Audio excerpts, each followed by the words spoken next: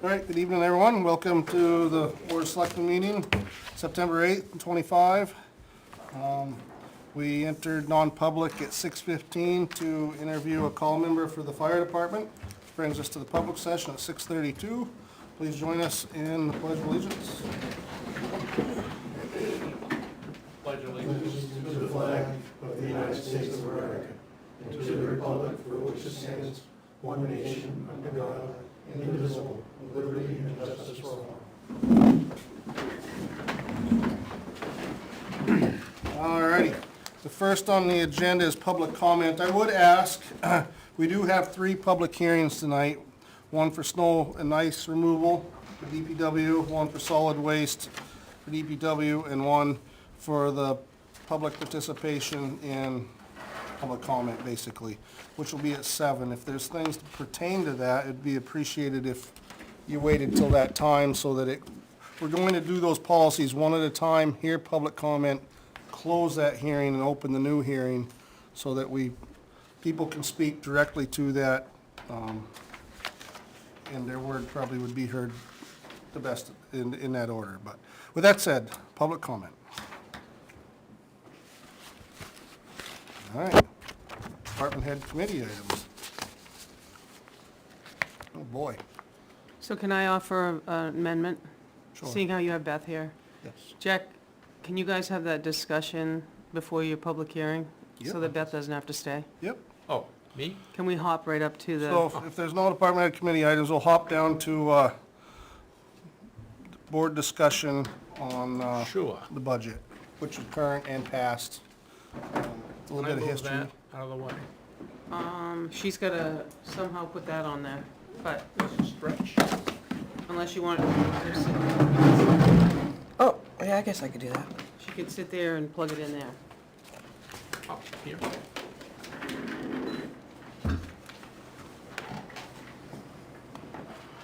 Beth, do you have copies in there? Yep. Just, you have to drag a chair.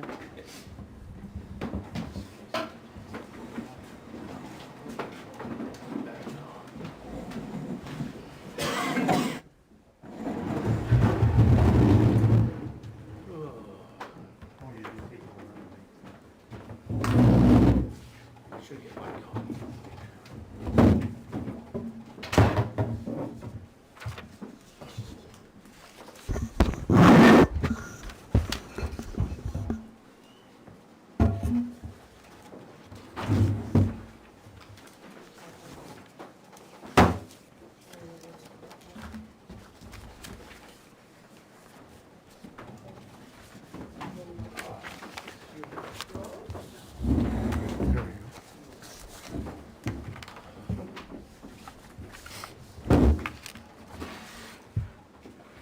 Thank you.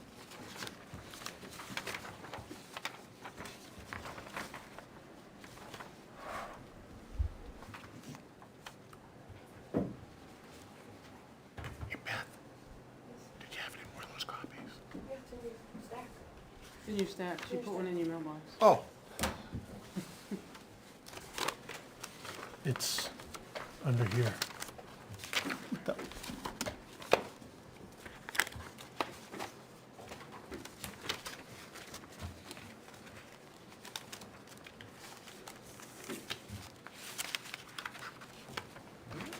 Way at the back. Very good. Good evening. Beth's name should be up there too, but she told me she would be very violent if I put it up there. I'm going to give her credit. I spent several meetings with her, and she's very patient and with me in terms of answering all my questions. So I do appreciate her taking the effort. Just let me explain why I'm doing this. In my career, I take over programs, divisions, companies, and even though everybody has to follow certain accounting practices, everyone's different. So we're going to go into budgeting, and I wanted to understand at a top level how the town of Ware's budget's put together and what we execute on it for actuals. So next slide, please. This is really on the eye chart. But what I want to point out is thought we'd take a look at a 10-year, over 10 years, to see how our budget sizes up to a reasonable cost of living, which is a cost of living COLA adjustment for Social Security. There are other ones out there, but most people don't have to worry about the price of brie or from the region in France or something like that.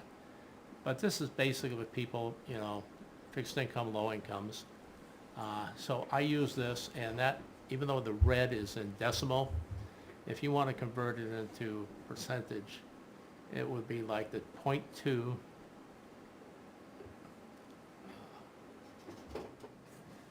yeah, the 0.02 right there is really 2%. And so if anybody wonders what the number is, if you really want to convert it into decimal, just move the decimal point 2 places to the right. So what this does is basically take 2015 numbers and end up with 2024. What we did was, to make apples to apples across the 10 years, we removed the bonds out of it, so we weren't being artificially high in the later years.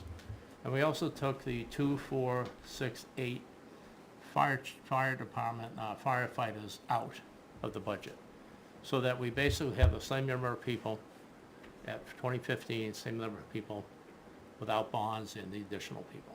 So that being the fact, if you look up here, and you'll see that across the last 10 years, there are 6 default budgets, DP. And you'll see there's also only 4 approved budgets. Now, default budgets, when you see WI, that's wage increase, each one of the 10 years, and where we have a collective bargaining agreement, like 2019, that would be the fire department. Please. Excuse me, police, I'm sorry. And so, that's why she's here. And so, in case 2020, there's all 3 of them. So, so if you look at the 2024 over here, you'll see that there's a, not a lot of difference between this number here and that number there, the 2. So, as far as the wage and the budget goes, it has kept up with basically Social Security cost of living. The two numbers is only off by $1,058 out of $7 million, $7.5 million. But what's not said in there, there's a lot of budget items that's not being accounted for inflation, that are actually exceeding inflation in the discretionary contracts. Payrolls is basically okay. Discretionary contracts and non-discretionary have issues. And that's the piece that we're getting kind of killed on from a town. I just wanted to show this. Look at the notes here. Basically, even though Social Security cost of living increase was used with the chart, discretionary, non-discretionary, do not follow cost of living. Legal, police, ballistic equipment, if you looked at the budget, there's only enough for a fraction of one, and they're supposed to be buying, at least on a recurring basis. They expire every 5 years. You should be doing 3 a year for the number that they have. We certainly can't keep up with that. Highway truck parts, with tariffs, with Canada and all that kind of stuff, they exceed the inflationary numbers. So these, and also protective clothing, fire, and other equipment. Next slide, please. This is the town budget, which you get on your tax bill. And I didn't know it, but I was informed that there's a 7% state ed right here. We don't get to vote on that. The state tells us you gotta raise that. And that's in addition to the part with 68% down here. County, we don't get a vote on that either. Well, I guess we do indirectly, but we don't individually. So we're left with the 20% of the town taxes is for the town. Next slide, please. Now, this is a little, we had a hard time figuring out how to put this together, but if you see the colors, it's a similar thing. And for instance, like, we've got a budget here, starts here for payroll and ends down here. And you also have contracts, you also have non-discretionary, discretionary items. Then you see the actuals up top. So these line up right here. This is the intersection point that's the same all the way around. So you'll see that the only way that we're able to execute this budget is by not having people getting payroll. And I think, correct me if I'm wrong, this number for surplus was somewhere around 500. And we ended up paying some amount of money for overtime and also some other things. But basically, 636, a third of $1 million, a little over $1 million for surplus. The problem is, Surplus is 367. I mean, Surplus is 367. right, 367 right here. Yep. So, third of $1 million, a little more. So, the issue is, in 2024, even though we were able to meet the budget and we had a surplus, it's because our service delivery for fire, police, and DPW weren't fully staffed throughout the years. This causes another bunch of issues. If you're not staffed, that means you're hiring. If you're hiring, you're training, more expense in training. And also, you don't keep the corporate knowledge of the people that's been here. So increase, and then you have buying new equipment, because most of the equipment is custom made, especially for police and fire. So this is 2024. I know we've probably seen this in some regard. Next slide, please. This is kind of what's in those buckets, if you will. And this is what Beth helped me with. I didn't really know where they sorted out, but you can see in there contracts, payroll, non-discretionary, discretionary. Even though non-discretionary assigned to a department, they don't get to spend that. For instance, capital goes to the fire, Goffstown dispatch goes to the police. They don't get a chance, they don't spend that. It's spent by the select board, but it's accredited to their department. Discretionary items such as these over here are what the department heads can spend. Next slide, please. So, we're looking here, this is 2025. You'll see that we've had very little, let me turn it around a different way. If we had 100% staffing for this year, we would be in the red. We've had some reduction of forces throughout the year, and we have this tiny little thing this year called a surplus, around $70,000, and that's 2/3 the way into the year. If we get surprises throughout the year, because there's still a third left over, legal's a big issue. People say, well, don't spend money with a lawyer. Well, you got to respond to lawsuits, and you got to protect the town by figuring out what challenges are being made against you. That's not necessarily a winning opportunity. So discretionary items, you see that some of these discretionary items for the departments here, they're actually a little bit less at the mid part of the year, forecasting out to the end of the year. Contracts as well kind of sucked up some of the discretionary. Next slide, please. Again, this is a repeat of the previous slide. This one here is the discretionary budget. This is what the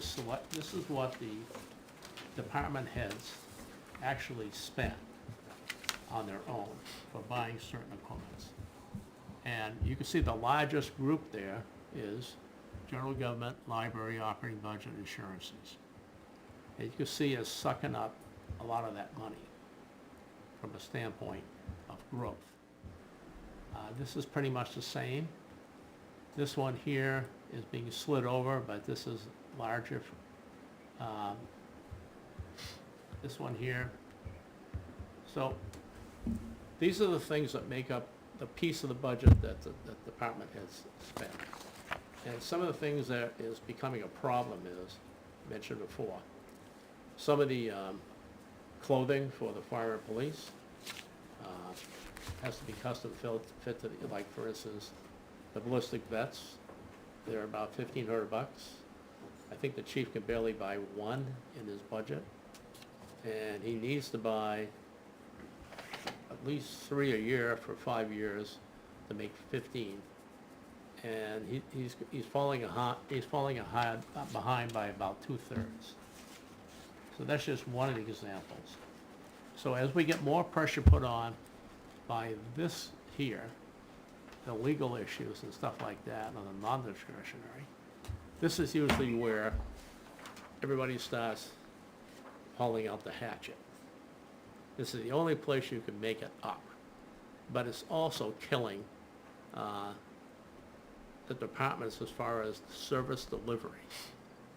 And so I just wanted to, I mean, I never seen this in this form before, but when you think the departments have a ton of money, I mean, fire's got 43,000, highway's got 170, transfer station and police. So this is what the chiefs and the department heads could go off and spend. And it certainly isn't enough to bring them into the green from a standpoint of, you know, protecting the service delivery for the town of Ware.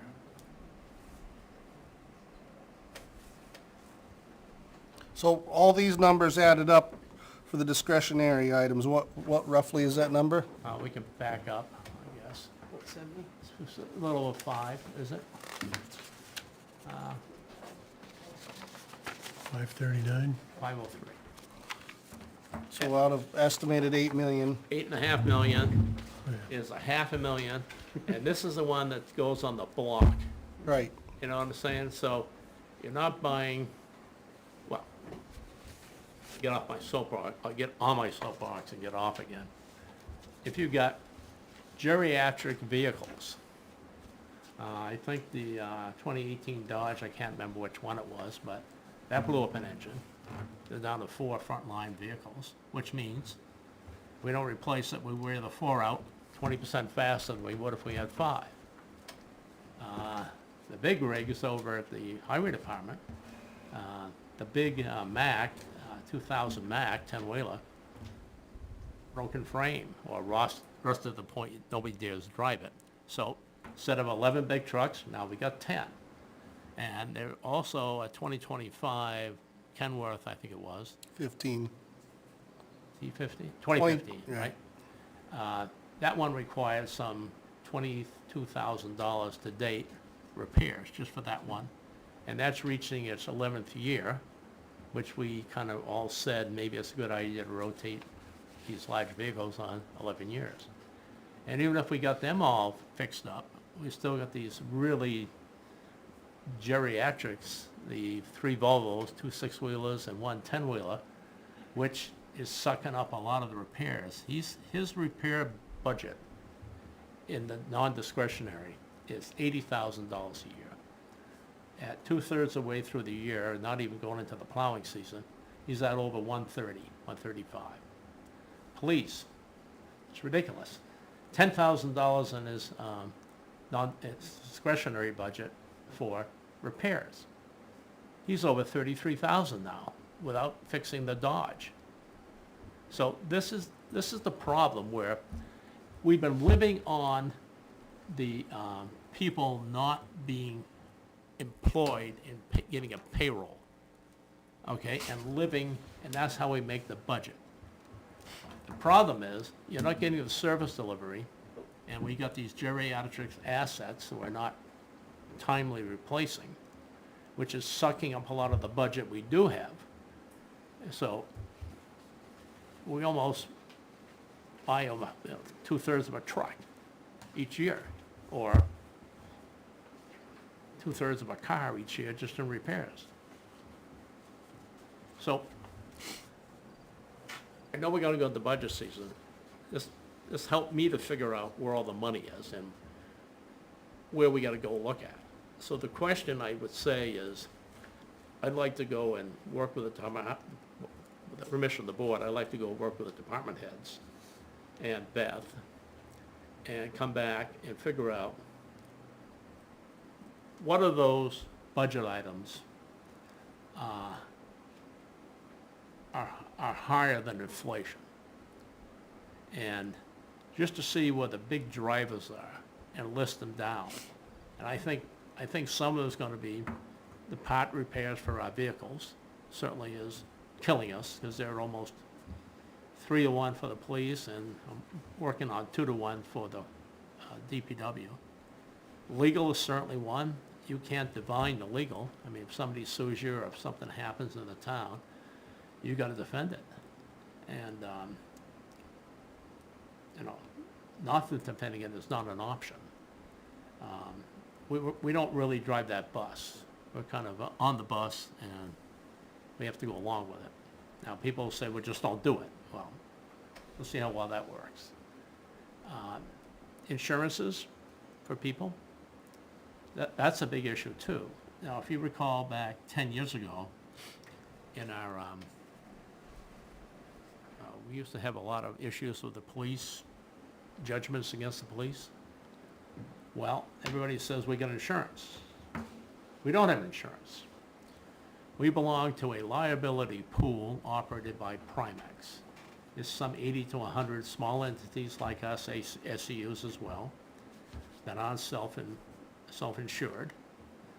And basically, it's a structured loan, which you've got 9 years to pay it back at 85%. So it's not free money. On top of that, they'll raise your rate each year on top of that. Because everybody, when you've got $1 million judgment against the town, everybody in that pool gets assessed to cover that. On top of that, for the next 9 years, they recoup 85% of that over 9 years. So anybody who thinks not chasing the legal issues, having in judgments against the town because we don't go there and answer the call, doesn't make a lot of sense. So fortunately, I will say this, this is my opinion, having managed large businesses and such. I look at the department heads, and I think we're very fortunate to have the department heads we have. I think they do an excellent job with the resources they have. The biggest killer is when you start changing people, it just kills the whole thing because you're into a training mode and you really don't, police officers and fire, even though you have them, you can't utilize them. And even for 6 months after police get qualified through the academy, you still can't let them drive alone. So it's just all the corporate knowledge is lost. And one of the issues that Bruce and I did go, and when I got appointed and Bruce got elected, we decided we'd talk to the big three department heads. And Bruce and I just asked him, I says, what is the biggest issue for retaining and attracting quality talent? And the salary is pretty close. It's not really out of whack because of all the kindness of the town giving the raises over the years. Retirement, well, those towns that have retirement is fairly consistent. But, and Benji and I talked about this, and this is industry-wide. If you are in your office and it leaked, or if it's, wind's blowing through it, you can fly a kite when the wind blows, or it's just shabby and it doesn't feel comfortable, people get up and leave, even if they got the same money on the street. Same with us. I mean, if they're gonna be driving junk cars for the police, it has a big bearing on whether they feel safe in that environment and being able to execute their job. Same thing with the guy driving the big trucks. The issue is, you got 7 trucks that are nice. 4 people are not gonna have the nice trucks. They can look down through the floorboards and see the tire out front and see if it's still turning. And one of the nice trucks, Huh? I said, and one of the nice trucks is 11 years old, which Right. perfect world. So that's called retired. That's called their environment. Whether it's in a police car or it's in a truck, people will change jobs because of that. And one of the things that kind of surprised me, all three department heads said short-term disability is a big issue to retain married folks. And so I had Beth pull out a Ouija board. I'm gonna say a number and I'll see if she cringes. Short-term is around $14,000 a year. A little higher. 13.5, you told me. And then long-term disability is 10,000. This is for all full-time members. So it's not, it's an increase of money, don't get me wrong. Somebody's gonna raise the taxes to get that. But it's a discriminator that can help us retain long-term, stable for family people. And the real issue is, workman's comp covers it. But if somebody gets hurt and out for a number of months in their private life, most people don't have 6 months, 7, 8 year, whatever it is, months worth of money in the bank. Most people are living hand to mouth, even with two paycheck to paycheck, even with two income family. So it's a lot of money for somebody that doesn't have this coverage. Everybody would like to have that. But it's what's driving it, because right now, there aren't many people who want to sit in a truck and drive it, pass the drug test, show up, can't fake showing up, show up when they're needed, or work long hours in the wintertime to plow snow, and be there 5 days a week. So those people are retiring out. And we aren't backfilling them, so it is a market which is very tight to get these people and keep them. Same as police. A few years ago, nobody wanted to be a police officer. Today it's better. But still, you'd like to have the people that have been here in town, know the town, stay here. So you can't fix everything at once, but I'm hoping we can look at some things for prioritization and try to sell this to the town and the finance committee. But we'd have to do the spade work to get all that stuff. So I'm hoping to come back in a week or two, maybe 2 weeks, with the help of Beth, and at least bring the high hitters and maybe the best impact for helping us. But it all ends up being dollars. So, and I understand it. I mean, inflation is a cruel tax on the low income and retired people. They're the ones get hit the hardest. So anytime we ask for an increase in taxes, it puts a huge burden on that part of the community. I understand, I get it. So, but the problem is, we're kind of in a spiral going down. Now, if people thought we were flush with money because we have $700,000 worth of surplus one year and 500 the next, because the people aren't filling the jobs, and all the side of the roads aren't getting done, and timeliness on plowing, and even the coverage that we have for the police and the fire seems to be taken care of now. I think the board should spend some time at looking at this and then figure out what kind of an increase we need based on what we find, or at least agree on. I think we'll all find it, but we're gonna have to agree on it. And so, with the board's permission, I'd like to go forwards and try to work with the department heads, Beth, when she's got time, and try to come up with these biggest impact for the town of Ware for the dollars that we could get. And this has got to go through everybody, And the other issue is, my pet peeve is when I go into the voting booth. There's 30 warrant articles. Well, the reason we do that is because if you made the default budget, you made the operating budget too high, it's not going to pass. Well, it passes less than 50% of the time. Now it's 40% the last 10 years. So about after the 10th warrant article, everybody's voting no. So you need to get your right ones up front.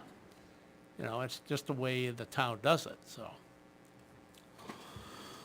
Well, I appreciate it. We're getting up, got anything else to add, Jay? We're just getting up to the public hearing. We gotta be on time for that. But really appreciate yours and Beth's work on that, and it is, It's really Beth, I'm the parent.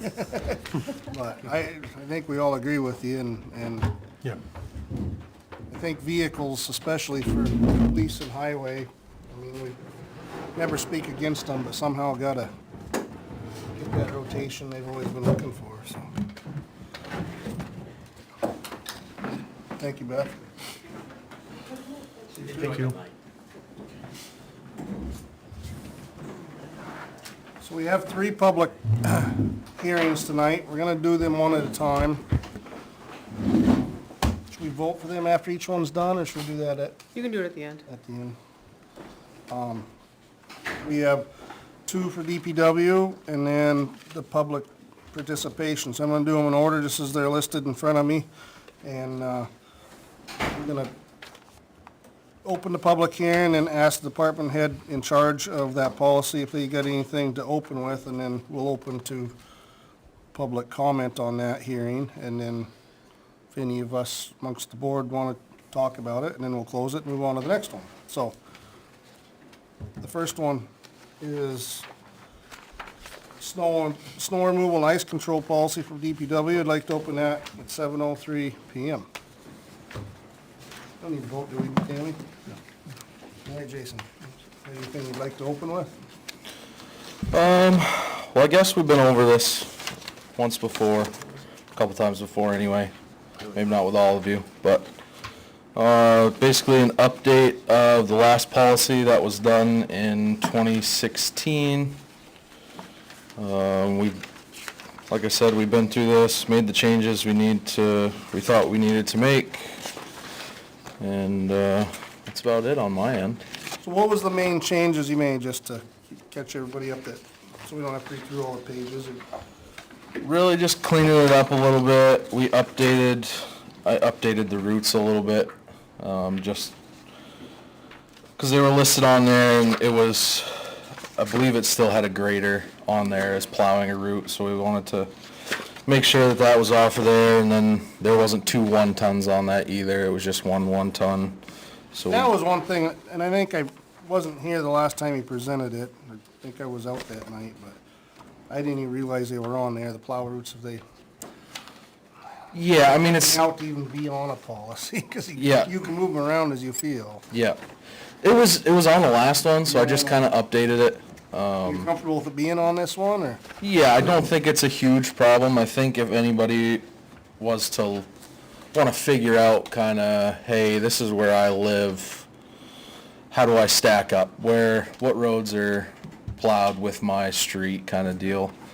So maybe if we go to whatever, T1, that's, as of right now, the mountain route. So that's got mountain school, everything off of the mountain. And low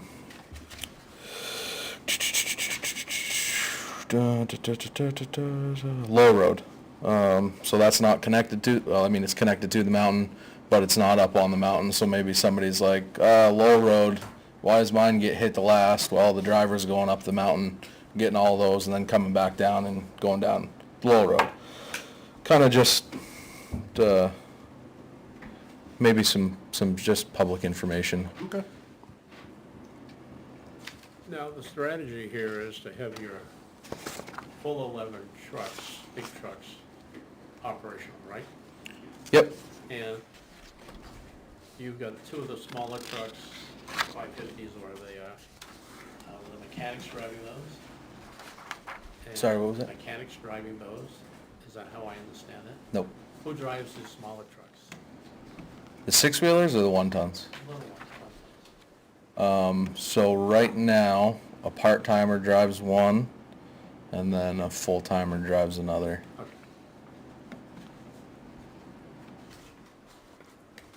Okay, I We've- just wondered because in the past, mechanics, until something broke down. Yep, yep, so, Get that fixed finally. yeah, so when I showed up as the mechanic, Benji was working on getting the mechanic to be kind of at the shop, at the ready. Good. And now that we're pretty much back up When to you're full staff. it can work that way. Yeah, when we're going into winter, we're full staff right now. So More it's, staff than trucks. it's working out. We're good, we're right on the money. Good. Anybody else got anything to mention about the snow and ice policy?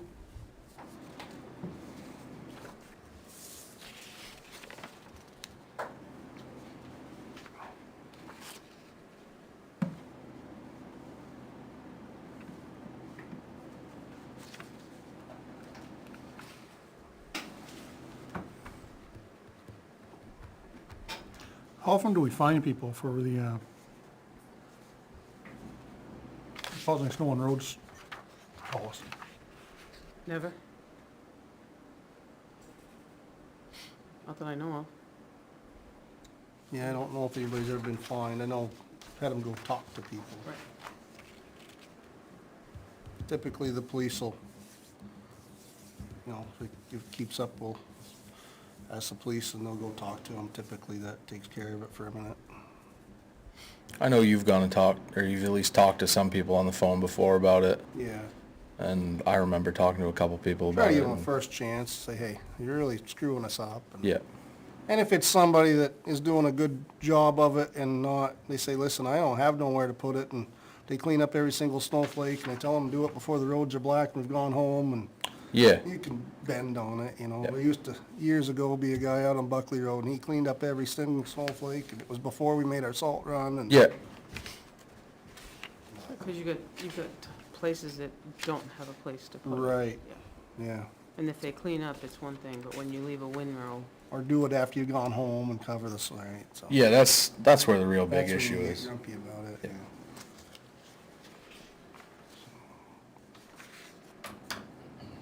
Well, pretty straightforward, just modernizing what's always been there, I guess. Is this plowing criteria pretty consistent with other towns? I would assume so, I don't know. yeah. I mean, It's always been what I understood. Yeah. some other towns use a different mix as far as sand and salt, but, the basic theory is pretty much the same. is there anybody other than the state that pre-treats in another town, do you know?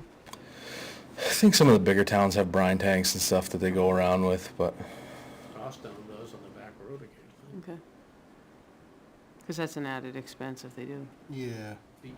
You guys do what, I always called it pre-treat, and Yeah. it really was putting it out at the very beginning of the storm. You don't, you do it at the beginning, so it's laying there, because it always seemed like at least once a year, I'd think that this one we can get away with, and then at the end of the storm, I wished I hadn't thought that. yeah, So it makes it come up. You would think it being there 24 hours and you plowing it 12 times, it wouldn't make a difference, but it does if you don't put it out, so.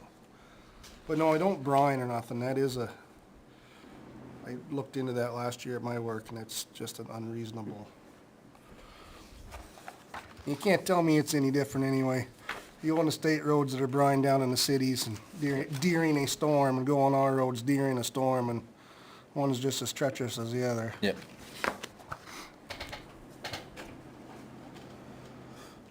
Well, there's no more on the snow and ice policy. Be willing to, Yeah. Nope. You can ask for the public. I'm sorry, yeah, I said I'd do that, wouldn't I? Trying to move right along. All right, if you ain't got nothing else, Jay, I've sat close in case there's questions. Is there anybody that has any questions or input on the snow and ice policy? All right, with that said, I'd like to close that public hearing at 7:11 PM. And reopen, either call it 7:11 or 7:12, if it makes your notes easier, whichever. Solid waste ordinance for the transfer station. So again, I'd like to recognize Jason to just give an overview of that, and then we'll go over that. So basically what we did this at a board level with you guys a few meetings. A little while ago, we kind of defined a residence, as far as disposing trash goes. Cleaned up a little bit of the older ordinance that was back in the 90s. Did some things with commercial haulers in here. Kind of put forth in general what we'd accept as far as types of waste, recyclables, special waste. Kind of outlined our separating, sorting, containers, fee schedule, we put that in there. Just saying that gets adjusted by public hearing, getting that information out to people and make sure that they realize that every year prices may change. Some things about compliance, as far as following any of these rules, making sure that the guys up at the transfer station have the authority that they need to make sure people are following the rules. That's about it on that. I do have a question, I don't know if this falls into this. Demolition. Yep. I bought the lot next to me, and I tore the house down. And the main house that was built in the 78-ish time frame, probably didn't have, and I tested it, didn't have asbestos on the roofing. But I asked before I'll ask the stupid question, I went over and talked to various demolition people. What's the worst that can happen is this. Somebody delivers, you throw some asbestos in or lead in, and it makes it to the transfer station, and let's say you got a few pieces. They basically will reject the entire load, so if you brought in 40 yards, and they detect it, because they kind of know what it looks like, and basically you're on the hook, because they dump it right on a concrete slab, and they sort it out, and they pull out the stuff they want, and everything else goes, and when it becomes hazardous waste in the mix, everything goes to the certain landfill that allows for asbestos and lead and stuff like that. So, so I got a guy in to test it. Fortunately, they all came back okay. I mean, some of this stuff was the 30s. I mean, with 4 layers of shingles. Apparently, the monkey house from Benson's animal farm there down in Hudson ended up there. And it had like 5 layers of asbestos shingles, so fortunately they all passed. But have we ever run into that issue when something, Once. yeah, see, this is an issue where you're gonna get caught with the big guys. We could get caught too. And so I don't know how you prevent that, but to do, every roof has 2 coupons, 2 little 1 square inch coupons they throw in a bag, mark them, and I had seemed like I had 20 coupons, 10 layers of roofing on various buildings. It was like $800 to do the analysis as well.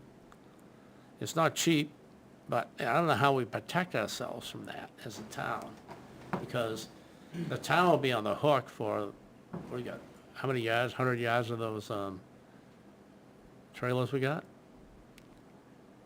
You could be paying a steep price to have that packaged up and shipped, so it's a worry bead that I have. I don't know how you figure that out. And that's one of the issues with having construction debris. Because most towns, checking around, only take residential demolition, not major construction stuff. But we do. And that could be one of those surprises someday, because the other towns tell you to take it direct, get a dumpster. We're not taking it. Well, I know the dumpster people around here, they'll make you give them the test results Well, before we even bring you a dumpster. I did that before Marty would even do it. I mean, I knew that, so I went and got it.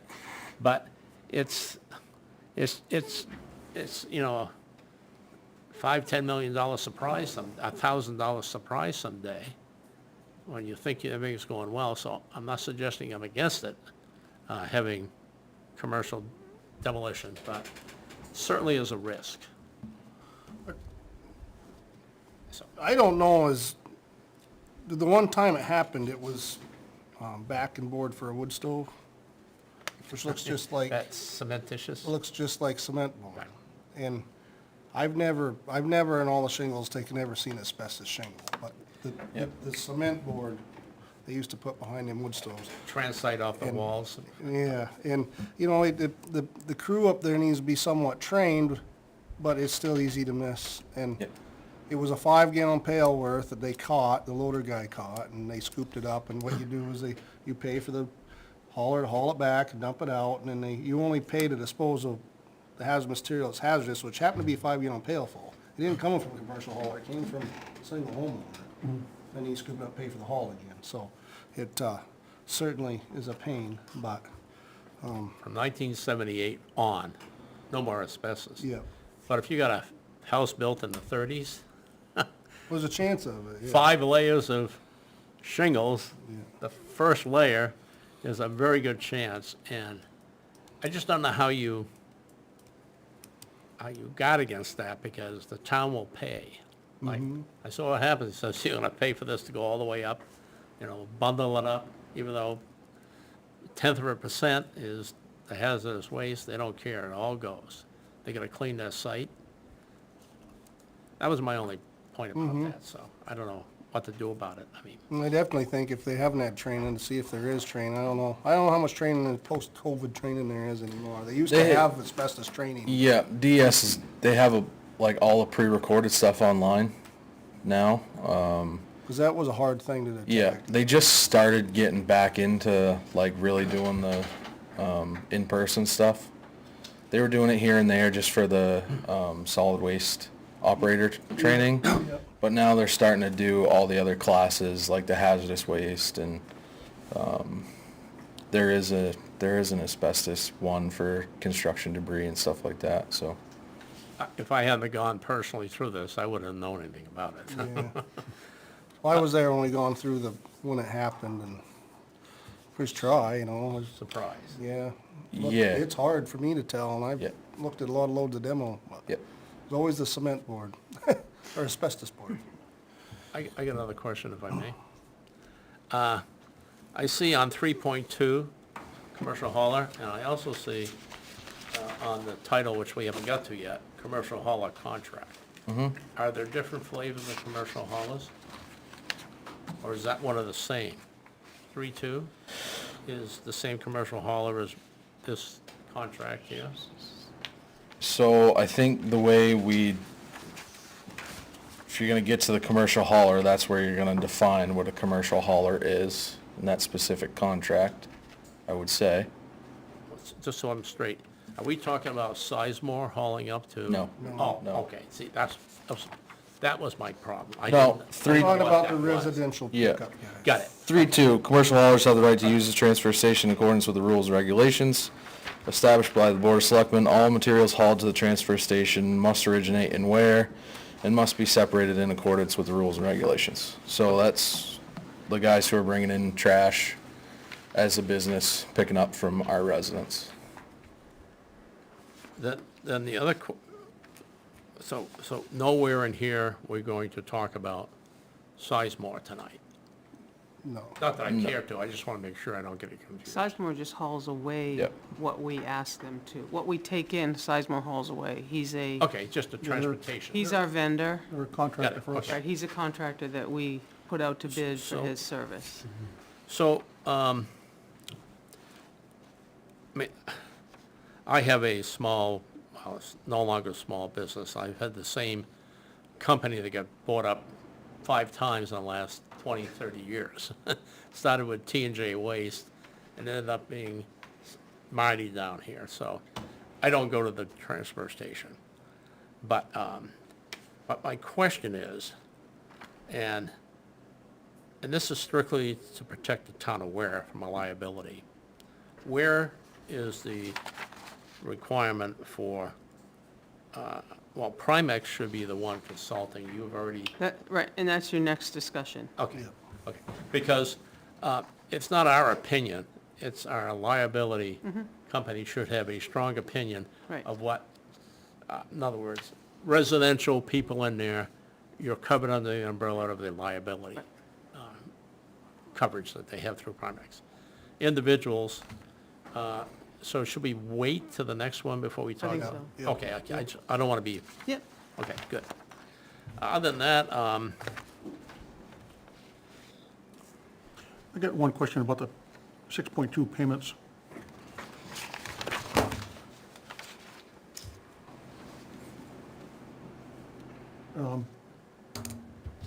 Any chance we just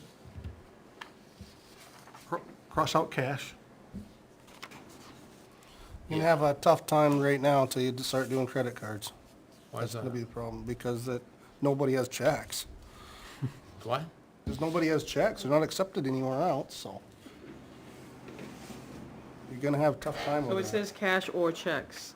Oh, why don't we do credit cards only? That's just what he said. That's what I just said. It says, or as determined by the town, so Right. the window's so that- open for That's any other leaving it way. open for credit cards, and Right.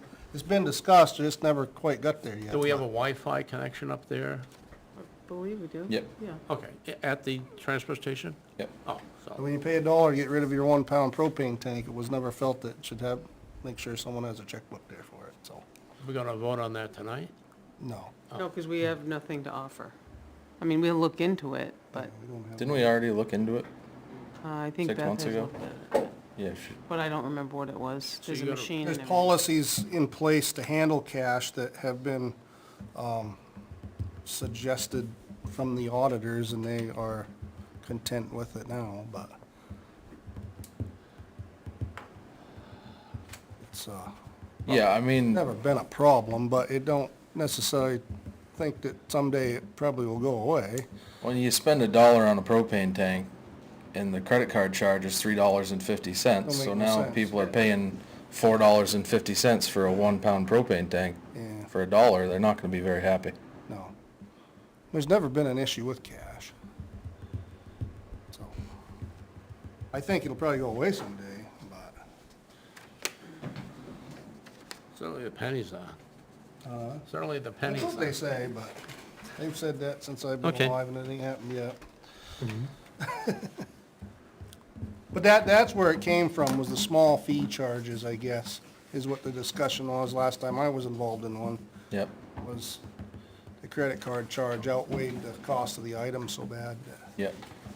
Yeah, then you have to do a minimum of $5 or $5 whatever, right? across the board for everything, and I mean, I don't think that'd go too well publicly, really. We'd find a lot more 1 pound propane tanks in the trash and in the metal than we already do. In Eastware, Yeah, yeah. On recycling,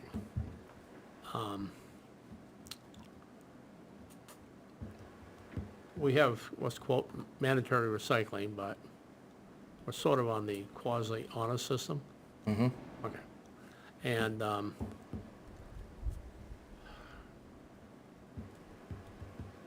how is that enforced for commercial haulers? I mean, because every Right now, we don't. pound, we've got to haul it all the way up to wherever it's got to be hauled to. Yeah, Pay Sizemore tipping fees. Part of the reason I was on the 1984 recycling committee, and it was really sold on the percentage being taken out that we'd have to go get charged to haul it. Then there's the secondary issue, which people felt for the environment, was really making it, well, it reduces the cost for the town, and we also have a revenue stream for some of the assets. Like, I guess, bottles is out, plastics out, cardboard. but everything else, cardboard, so how do we, how is that enforced? If we hear any blatant violations, somebody throws in a bag of bottles and they start breaking all inside the hopper, the guys say, hey, next time, can you please recycle? Well, the reason I bring this up, I asked Marty how he does it. Like some communities have a section of packer, a small one on the side for single bag recycling, single stream, and everything else is just regular trash. I think Marty, I separate mine, and I have a clear bag, so he knows this, and he dumps everything on the floor in his building. His guys pull it all apart, they pull the white, clear bags out, and the rest goes into, so how does that happen with the small commercial haulers? They separate out what they bring in for recyclables and everything else goes in the hopper. But how do they, maybe you can tell me, how does that mechanically happen? A separate load, or? I know a lot of them have some areas that are separated in their bodies that they have, okay. Cardboard goes here and trash goes over here. Okay, if that's the case, I understand. I just didn't know how it worked. Yep. I'll recognize you. Yeah. Yeah, a lot of them, like the smaller ones that can fit all in one truck, they'll have a bin of their tin and a bin of this and a bin of that. And Okay. the bigger guys sometimes just bring in a load of it. Because Marty basically does single stream, Yep. for the stuff he collects. And he processes that, makes money on it. High value stuff. Yep. Which where I used to do single stream when I started, but you pay lots of money to dispose of your single stream. It's cheaper to throw it in the trash. Take some in. Right, and then they separate, resell, that's how that works. So, the person's checking for compliance is the guys running the site, who are on duty at the site for the day? Our 2 full-time attendants, yep. So the full-time guys manage that stuff? Yep. Okay. Any other questions for Jason? Or let the public up there? Would you like to get up and just, Yeah, I'll just kind of, Killian, 65 North Stark Highway, and I own K&R Disposal. So kind of most of the commercial small guys that come in, we all separate, pretty much do it the same way. Cardboard, aluminum cans, glass, all towards the back. That's where we stop. Flop, separate all that, and then we go and dump the trash. Question I didn't ask Jason, and I'll ask it, Yep. and Jason chooses to answer it.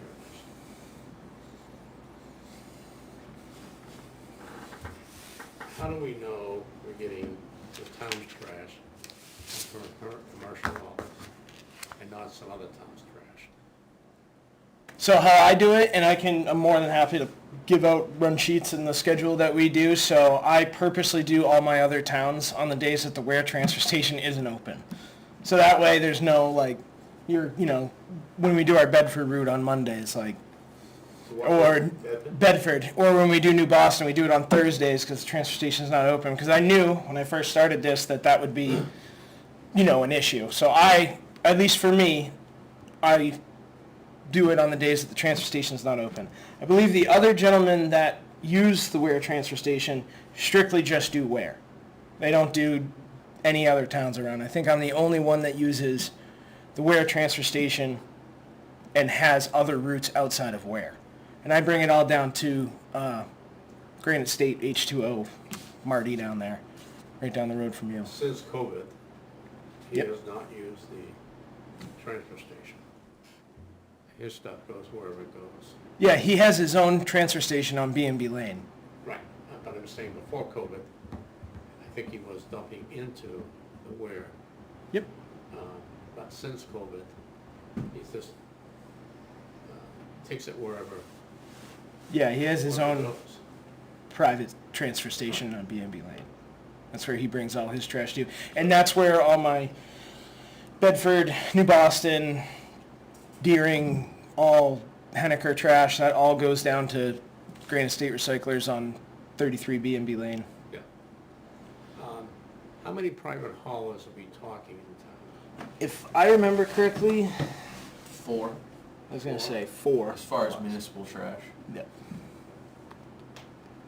That's for the weekly. Right, domestic stuff. And personally, I don't like dumping demo at the Ware transfer station because I have to put the truck down, move over 5 feet, dump it where at B&B, I just dump it on the floor and they deal with it. So I tend to not bring much demo there. Jason, what percentage of our total trash a year is done by the, Hey, Jack. Public comment? pardon? Public comment period. I'll ask the question. Oh, You can ask him anyway. since he's up. Yeah. What percentage of private haulers, you think, make up the town's domestic trash? 1%, 2%, 5%? You probably got, Killian, what do you have, 150 customers? I got more. You got more than that now? 230 something in Ware. Yeah. You probably got between all of them around 500 customers, I would say. So that'd be like a. 500 residents Out of 10,000. out of 10. Well, Well, it's, divided by families. what is it, 2.5 or something? 2.5. 20%? Somewhere in there. The only thing I'll say to that, somebody that's worked a lot at the transfer station, is those guys, Got the scars, right? yeah, I worked a lot of, those guys take a lot of weight off Saturdays. Oh, it's 500, that's 500 500 people cars that's that not aren't going coming up there. in. So, I hope that your guys up there keeping a close eye on them and staying after them if they're not recycling, but I've always been I won't say I've been an advocate for them, but I've always defended them when it came to we shouldn't let commercial guys dump, because that's 500 more people that they gotta deal with. Yep. And these commercial guys, after a few weeks, and some of them are in, most of them now are many years, hey, everybody knows what you're supposed to do, and it's in, it's out, and it's during the week when, because most people go to the transfer station on Saturdays, that's when you get off. Yep. So, just throw my 2 cents about that. I've worked, that's where I started in Public Works, was the Ware transfer station, so. But it was open to public, so would, the other 2 public members here have anything to say? Frank? Frank Campana, Quaker Street. I did the snow plowing thing, that is not an issue with me. I'm fortunate, I don't have to get out. But this here, a little bit more so. I do use a transfer station. Common sense, I mean, I've been doing it for 50 years, way before it is where it is now. And it was different way back then. Where was it when you started? Colby Road? Selma, Was it really? yeah. Ballfield. Well, it was a lot different. Yeah. But I noticed, I could see through Jason's arm here, when you got to one of the pages, it says the attendants, there to make sure people follow the rules. Well, I'm used to the rules, I think, but, I don't know what the rules are specifically. So my comment is any type of public comment, any type of public hearing, outside of a lot of paperwork, loose leaf binder, there should be something in the room here available for the public to look at prior to the meeting. Not that I could look at it and assimilate everything, because I just wouldn't be able to do it. But it should, at least a copy on the table that somebody could look. I don't know when the minutes get posted. My wife, pulled up the meeting tonight for me about 2 o'clock this afternoon. I wasn't going to leave my painting job in the house to come and look at anything pertinent for tonight. So there should be something, at least a copy available, not one for everybody. So I would make that suggestion for this here, because I don't know what the rules are specifically. I've never been nabbed for anything, I've never been questioned on anything. I do my, this here, compartmentalize everything and get out. So, although sometimes I have asked Jason if I could go down back and get some gravel, but that's aside. So, that'd be my suggestion, Okay. for a public hearing. Okay. Okay, thank you. Tom? All right. Does the board have any other comments or questions for Jason before we close this particular public hearing? Again, it's just kind of updating and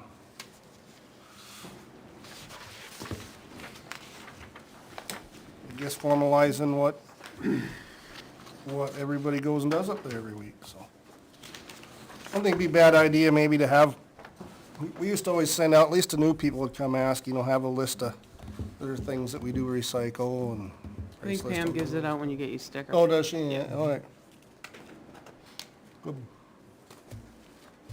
All right. Thank you for that. You sticking around for the conversation after this one? Okay. Well, with that, then, we'll close solid waste ordinance for transfer station, public hearing at 7:37. And then we will open the next public hearing. Public participation at board meetings policy at 7:38. This is just something that, the board felt should have in place, mainly to give guidance to people who get up to do public comment, also to maybe cover us a little bit legally if, at least we have something in place to tell the people what we're expecting of them to try to protect mainly employees and other residents in the room. We understand that ourselves as elected officials and the other elected officials are open to scrutiny,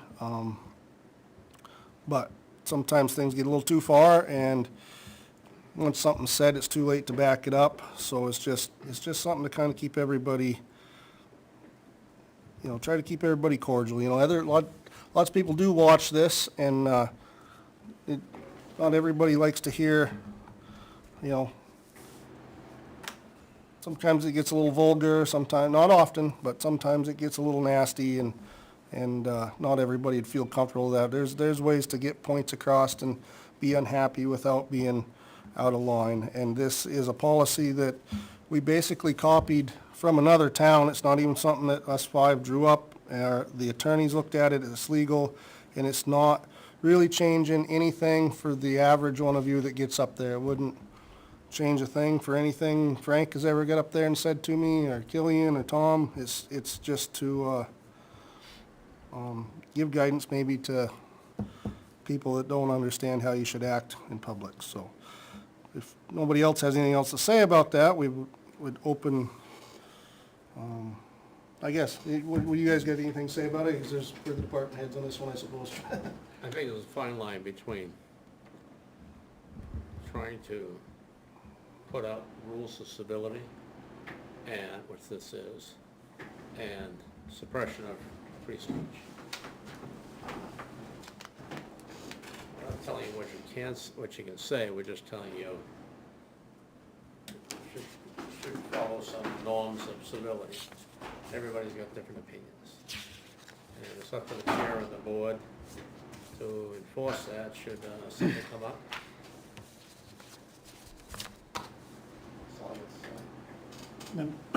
I can, oh, go ahead. To kind of reiterate what you already said, Benji, is, elected officials in town Fair game. are fair game. Appointed volunteers, board members, committees, anybody that's appointed is pretty much has the same right as employees. So,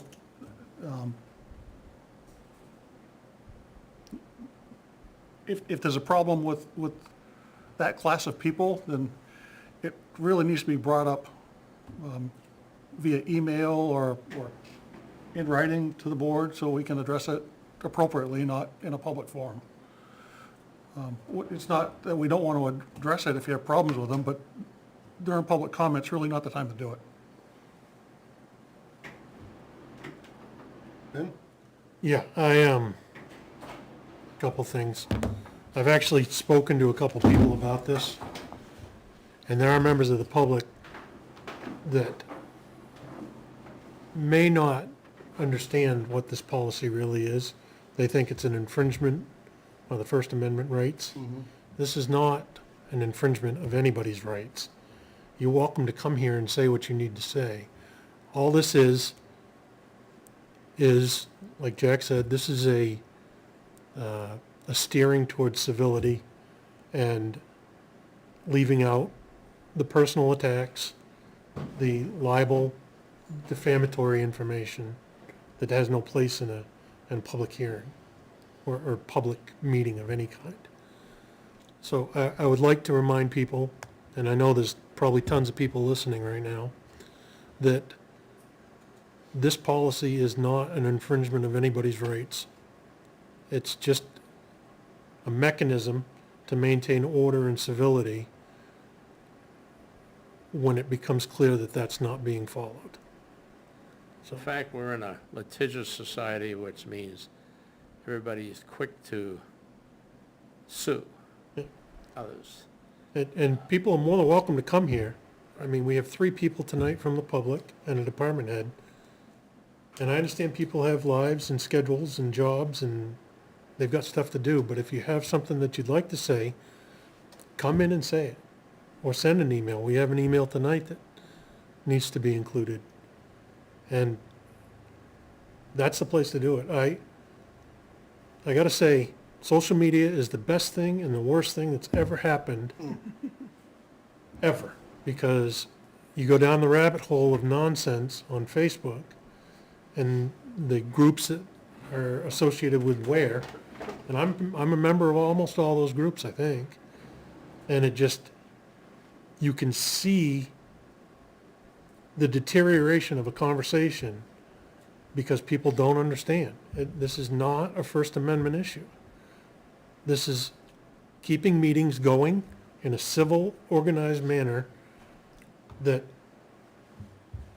makes sure everybody maintains their ability to have their rights and say what they need to say without it deteriorating into nonsense. So I hope that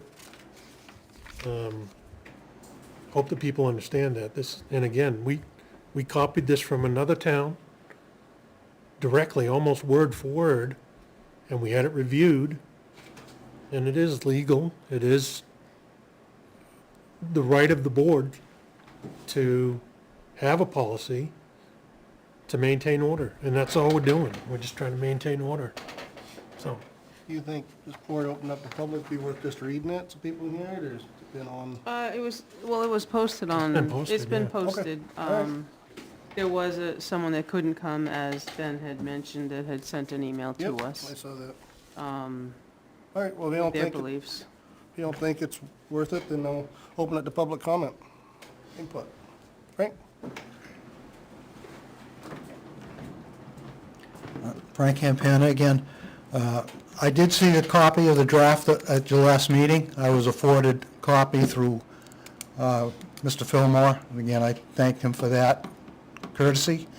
I guess I understood it, but my comment back then, previous to your discussion, I'm going to reiterate, we've always trusted in the chairman to, use their best judgment of, people crossing the line, I guess.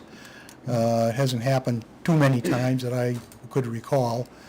But I would hope that even though there's a policy in place that, rely on the chairman to give a little bit of wiggle room on either side of the policy, and not let personalities.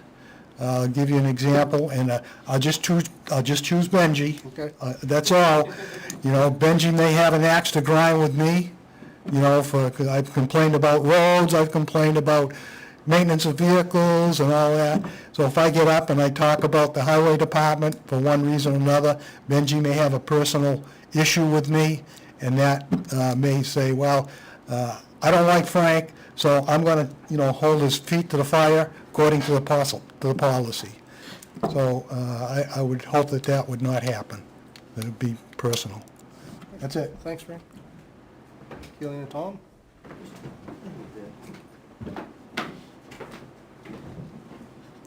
First, I apologize, I haven't seen the draft. if it was on the website, I didn't notice it.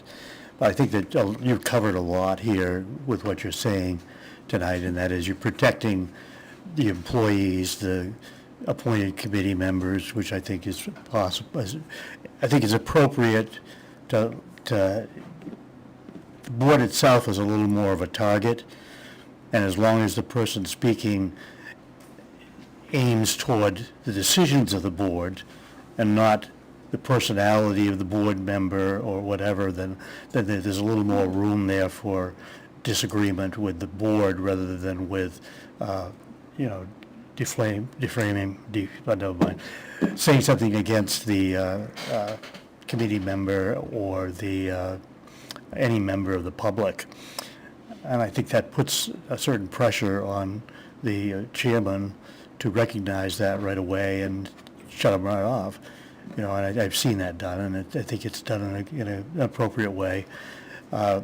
So I'll read it and I'll know what I'm talking about, but it seems like you're on the right track with this as far as what you said tonight.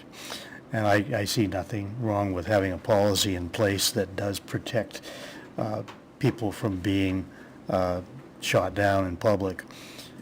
And as long as you leave that wiggle room saying that, well, you have a right to question the decision of a board member. Thank you. I personally don't see anything in here that is any different than the way the board, since I've been around, have run it. It's just, there never really has been a policy. It was put something in place. And, like Frank said, at least if I'm sitting here, it will be where, there's time restraints putting on, just give a guideline. If you're up there right in the middle of a good point and you go 30 seconds longer, I'm not gonna stop the stopwatch. Of course, there'd be wiggle room for things like that. It just kinda tells people to be civil, but we wrote it down instead of expecting that that you should do that, so. It's really nothing, stringent, I don't think. I don't think that it's any different than any board has ever asked the public to be, so. With that said, is there any more comment? Maybe just for the record, do you wanna, we don't do the verbatim minutes, but do you want to mention the one that took the time to email us? Because we did say you could email us questions or comments. It's not that you attach it to the minutes or include it verbatim. It's just they did take the time, and if they were here, they would have expressed it, I'm Yeah, sure. so you want me to read it then? If you just read it, Okay. just, they asked if we could include it, but again, it won't be verbatim. Sure. It would just be mentioned in the minutes. So this was from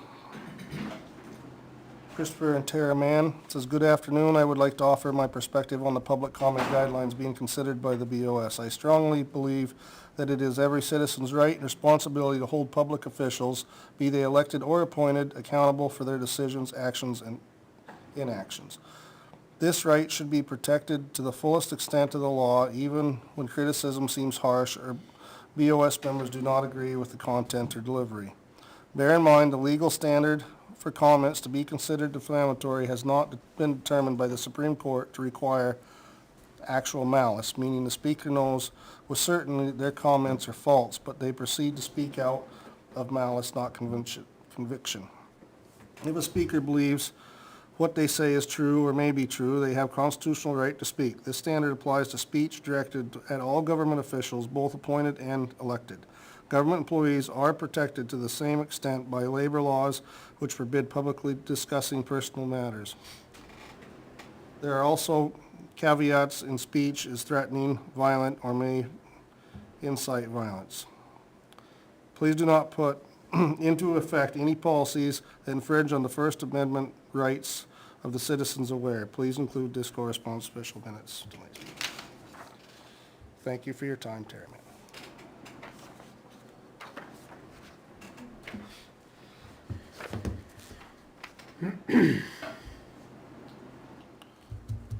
Wait for Jack to get back, then we can close the meeting. I mean, I would never in a million years ever suggest this board ever were to go that direction, but there's some boards that don't have public comment. It's not law to have it during one of our meetings, so I don't think just having guidelines to behave yourself is I don't see this change in any way that would do public comment now. It's just, so. I guess it isn't a vote, so I can No. close it anyway. So, with that said, anything to add, Killian? No. Close that public comment, or that, public hearing at 7:52 p.m. If Should we you, vote on them now, or should we wait till we get down to court? it's up to you while they're fresh in your mind. I I did think we ought to print, just do it now. as long as you make no changes to any of them, I do have clean copies. Is there a signature page on that second one from DPW? Yep. It will be, I don't know when she hands out. Hang on. Yeah, the solid waste one there is. No, it was the first one then. Ice removal policy. Yeah, I didn't see a signature page either. Oh, no, there is on the second one. If you motion to approve but sign them another night, that's fine. As long as you made the motion, I would hand them out for you. Or put them in the sign box. Because there is spots for public participation, there's spots for solid waste, there's just not spots for snow and ice. But we can add a page. It's up to you. So we'll just vote on them individually and then, Yep. Put them in the box for next meeting, we'll sign them. Right, that's what I mean. ready to make some votes? Let's do it. All right. First, I guess, I move that we adopt the snow removal and ice control policy for the DPW as presented and discussed tonight. I'll second that motion. Any discussion, further discussion on it? All in favor? Aye? Aye. Against, abstain?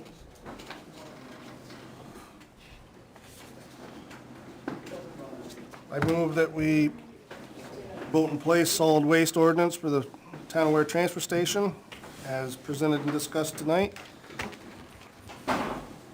Have a second on that? Second? Any other discussion on that? All in favor? Aye. Aye. I'll move that we, Opposed or oh, I'm abstain? sorry. I jumped the gun. Yep, go ahead. I'll move that we adopt the public participation at board meetings policy as presented and discussed tonight. A second? I'll second that. Any other discussion on that? All in favor? Aye. Aye. Opposed, abstains? So, as was discussed earlier, Jack, before you came back, you made the motion to approve, and we'll put them in the signature box for next time with a signature block for all of you to sign. Thank you. Okay. Next on the agenda, I'm gonna use a little boys' room here after you guys can carry on, I'll be right back, but is a commercial hauler contract for the town of Ware Transfer Station. And this is something, I guess, that has been past practice, but kinda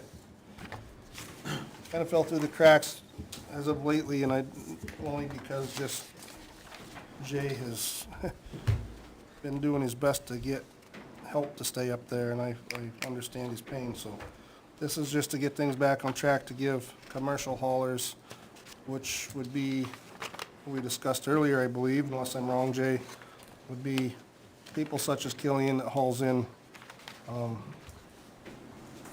waste for residents of Ware. So this gives them a list of rules and makes it a little more formal than it used to be, and I'll let you talk about it. Yeah, so we've gone over this at a board level a little bit. I can see some changes that I think were made 6 months ago or so that aren't reflected on this draft. I believe that's probably on my end. I know we had a couple drafts that got sent in, so I think this was probably one prior to the last one. If you guys go to section 9, You can see the 30, 60, 90 day there. It was discussed there to eliminate 9.1, turn that into immediate. And then it was discussed to actually eliminate 9.2 altogether. Because if the hauler is gonna stop coming to the town where, they're just gonna stop coming, they're not gonna give us a notice, doesn't really matter. So that's what we had discussed before. Can you clarify the change on 9.1? So where it says 30, 60, 90 days, Yep. we changed that to immediately. With immediate notice. So the town reserves the right to terminate this agreement immediately? Written notice, yeah. Immediately with written notice? I think we Sure. kept written in there. Okay. So I guess basically what that comes down to is somebody's not following the rules. They So- don't need a notice. Give them a letter, here you go, you're all done, You're done. kind How of deal. about eliminate that with and 30, 60, 90 there, and just say upon written notice? Immediately upon. Yeah, So you're gonna say to terminate this agreement immediately upon written notice? or just upon. Yeah. Upon written notice. Oh, upon The notice? town reserves the right to terminate this agreement with written notice. Upon written notice. Okay. Upon written, yeah, that makes sense. And then you're eliminating 9.2? Yeah. Okay. Now, I will discuss earlier, I looked back, and what, we don't have any limits in here, and Primex passed it off to another party who didn't get back to me, but what I asked them for was, when we put out lawn care, I'm sorry, Jason, I didn't mean this. So when we No, put you're out good. lawn care, we talk about liability insurance. So the contractors that mow our lawns, cemetery and town, we ask them for an additional insured on their insurance certificate. We have to be named as the additional insured. Workers' comp has to be for those that have employees working for them. General liability is a general limit of 2 million aggregate, 1 million per occurrence, and then vehicle liability, it's contractor shall maintain a policy of comprehensive liability coverage for hired and non-owned vehicles. The combined limits of coverage shall be not less than $1 million. That's what we have been standard with your contracts for your lawn care. That's what Sizemore's is, that's what others are. Is that what Primex? No, I said recommends? Primex, this is what I sent them. They didn't give me a But response does back. Primex recommend the cemetery limit? This is what we put in the cemetery limit when town council looked at our cemetery RFP. Okay, but Primex didn't say, No, okay. So this is our standard this is our that we add standard, into consistent all that of we these asked types of for. contracts? Right. The one thing I would think though is because they drive up to a cemetery, there's not 20 people milling around. They drive to the transfer station, they gotta drive through a crowd of 20 people milling around. It may want to include property damage and medical payments, whatever that vehicle stuff is other than liability.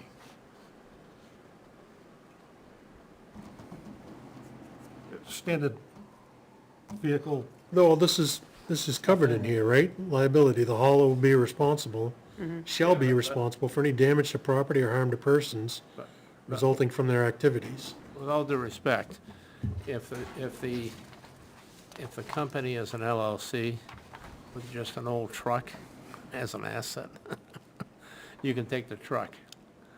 They got no other assets. So that's why asking for a posted level of insurance gets rid of all that.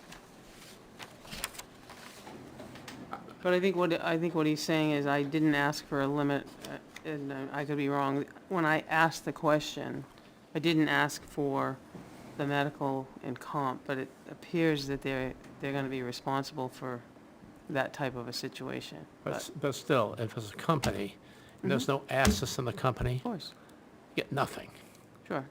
So it's kind of hollow. Well, we also put, years ago, we had some bids for some roofs,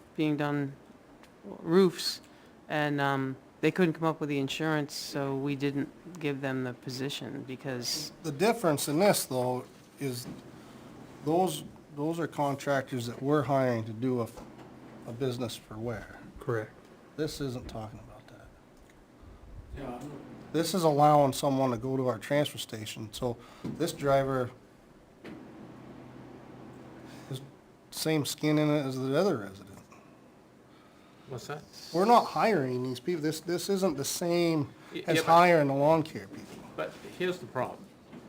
Hypothetically, they show up, they really don't have any value in a company.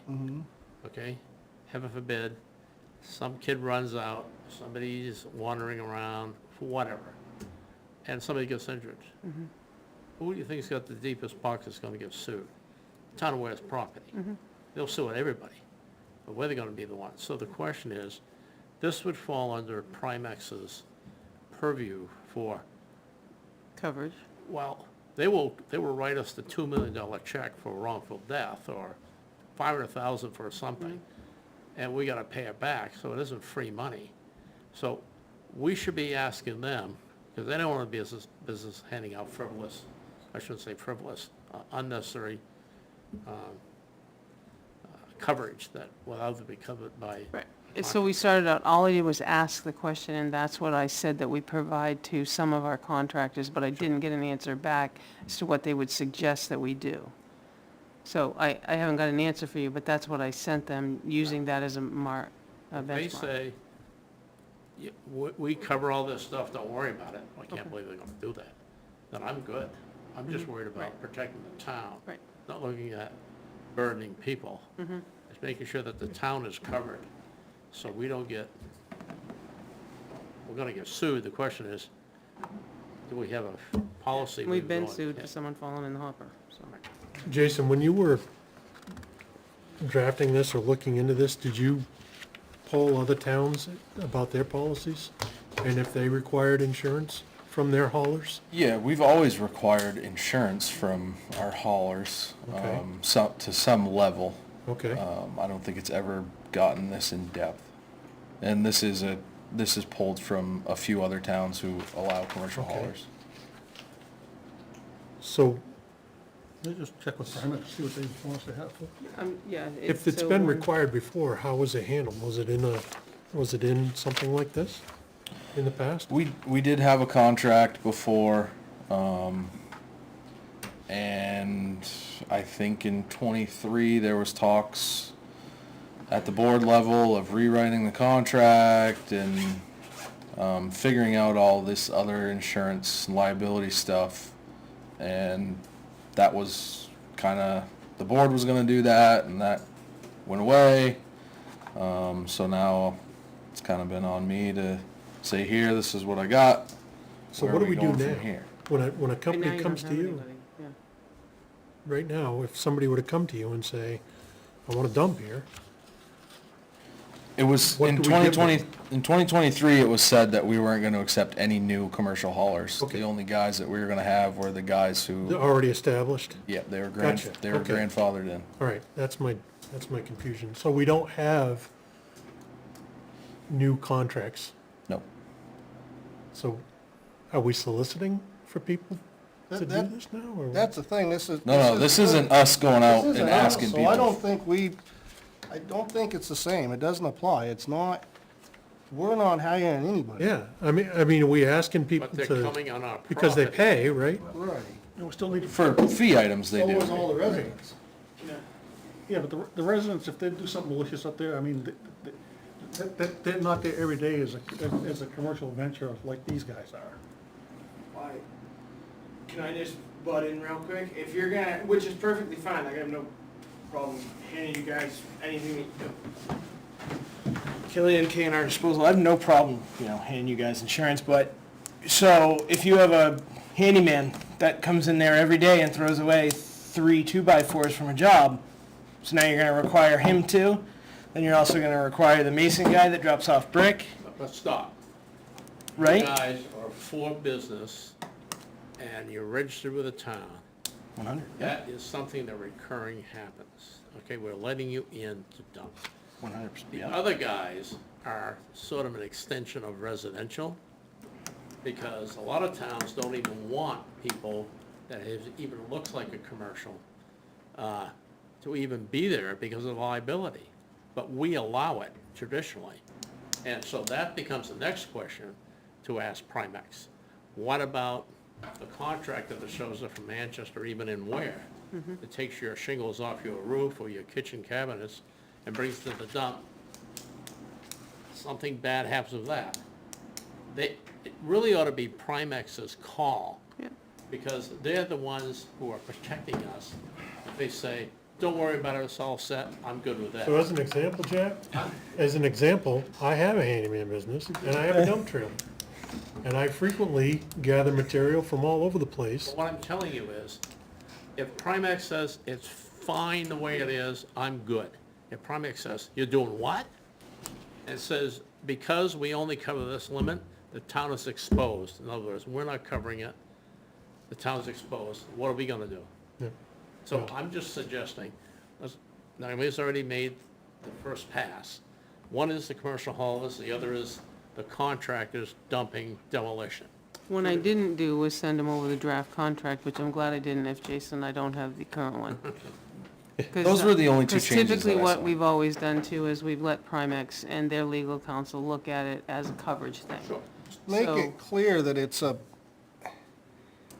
because there was already out of a few people in this room, a couple that was confused about what this meant. So make sure that they understand this isn't contractors the town of Ware is hiring to go do trash pickup for the town of Ware. No, but. Right, no, I Put know the that. contractors- But I don't think we explained that clearly to Primex, they might not get that. Okay, that's fair. So make sure they know that it isn't, we're not talking about, I am.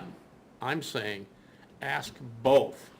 If they say, no problem for somebody's contractor bringing town aware stuff in, because it's extension of the residence, I'm good with that. But but if it they doesn't say, need to be both, because we're not hiring them. That's why I want to be clear, very you're crystal missing clear the about. point. Somebody gets run over by a commercial truck, the guy might not even have a license or insurance, comes in there, something bad happens, who do you think is gonna get sued? I understand all that. You're missing the point in the fact I want to make sure they understand that this, Oh, what I the understand commercial that. is. I wanna do both. I want to make sure we don't need both because we're not hiring them. No. You're missing the point. My point is, you ask Primex for both. If they say, don't worry about that one, worry about this, I'm good. There's two different, there's people that are, a trash haul that's up there because people are paying them to bring their trash up there. That's category one, like Killian's business. That's category one. Category two is the contractor, like Benson, that does work around town, that brings people's old decks to town, up to the town. I am speaking English, right? I do understand that. I'm trying. I don't know. Benji, I got it clear as day. Sometimes yeah, but There's no difference- two of them don't, though. There's no So, difference if a private citizen brings their trash and wipes out a kid, I just want to make, the town could potentially be liable for that too, because it Primex would happened cover at that. the transfer there's station. there's many towns that have trash pickup. Sure. This, if you read it right, could make you think that. I want to make sure that when Naomi asks Primex the questions, that Primex understands what kind of commercial hauler it is, that it's Right. not the town hiring this person. Right. I agree they should have the right insurance, I agree we should be held harmless, but it isn't both. We're not hiring, there's one person the town of Ware hires to haul trash. That's Sizemore, to haul it out of there. Nobody hires, we do not hire anybody to haul it in. We're not, say, Goffstown has trash pickup, all their packers broke down, they might have to hire someone to haul trash in. That's a whole different ballgame. Yep. So I just want to make sure that Primex understands. That's all I want their answer, I want to know what they have to say. I just want to make sure Primex understands crystal clear what the commercial hauler means, because I almost think that I want both questions asked. And they will. yeah, Commercial hauler and the guy that works as a yeah, contractor. that's fine. Yeah. I'm good. As long as we differentiate between the The only two. question I would ask is, we had a kitchen done too. So our contractor took a trailer and he took it to disposal, he didn't come here in town, but he could have. We get a lot of things that are people working on. We used to, and I think we should go back to, providing at least a copy of the building permit.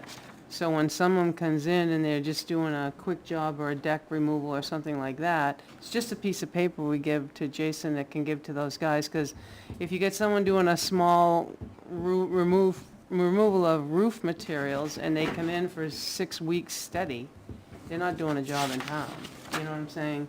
Yeah, So there's gotta be some way, And I think that we should work our way back to that too. that Exactly. Either the building permit, or if it is something that didn't require a permit, or maybe should have, and they Mm-hmm. didn't, that some sort of proof from the homeowner that they paid the bill that Right. that I've been address. to other towns and they give me a temporary dump permit while I was building in town. while you're building, right. I mean, I know I've asked people, you know, and the homeowner would send in the bill to the company, you know, oh yeah, they live on X and X. Yeah, because I think part of the problem we have is we don't know where it all comes from. Right. Meaning, they could be doing a job in Manchester and come in and trying to take it to Ware, because Ware's cheaper. Part of the building permit process, give them a temporary dump permit or something. We gotta work out a system. Right. But I think, you know, the same person comes back for weeks and weeks and weeks and weeks. That's why it's temporary. And personally, I just take everything to B&B Lane anyways, because I don't want to That's deal what I with say, it. that's, I think where our stuff went, but. And I agree with that, and we, I just build it in to the price. I just want the dumpsters. that's easy to do. Yeah. And I agree with that. I don't think, especially when we move on into later meetings this fall, we don't want any out of town, nothing. Right. Right. If it's being charged for, it's not breaking us at that one piece. We don't wanna make it so hard for the residents that it's pain in the ass. Right. But there's not that hard to have a temporary get the- dump permit. It's Nope. not that hard to ask for proof. Yeah. I don't think it goes along with this, tonight's conversation, but I agree that we should work on a process. Yes. And refine one that works for Jay. I understand we're gonna ask for both situations. So, but, right. On It was this, tonight's only discussion, just to get it started. Get it started. Jason sent me the new one. just talk to me about fees. So, it talks about a schedule subject to change. And it says 250, and so, what is the schedule subject to change? And so, does Killian pay the town of Ware for coming in? Yep. How much? $250 a year. Every week? $250 a Once year. a year. Once a year, okay. Okay.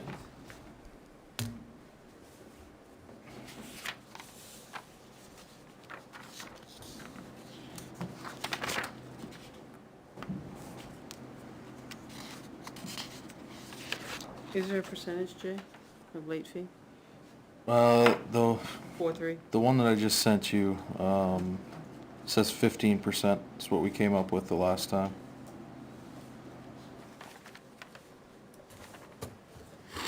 Just so I got it right, the fee schedule is the 250 in brackets? Is there another fee That's the schedule? permit fee. What's the sticker fee for their What's the commercial? late fee for taxes? Oh, okay. What's that? Late Late fee fees is for property 15%. 15%. 15%. Oh, Oh, for property's what? 8. For property? Yeah. Yeah. I'm still confused. They get a, I don't know if there's stickers anymore. They get a commercial Holland sticker, says that they come in every week with this, and that sticker or permission to come in every week About that, is $250 for the year. for the year. But this sentence in 4.1 says fee schedule, subject to change, so the fee schedule is 250.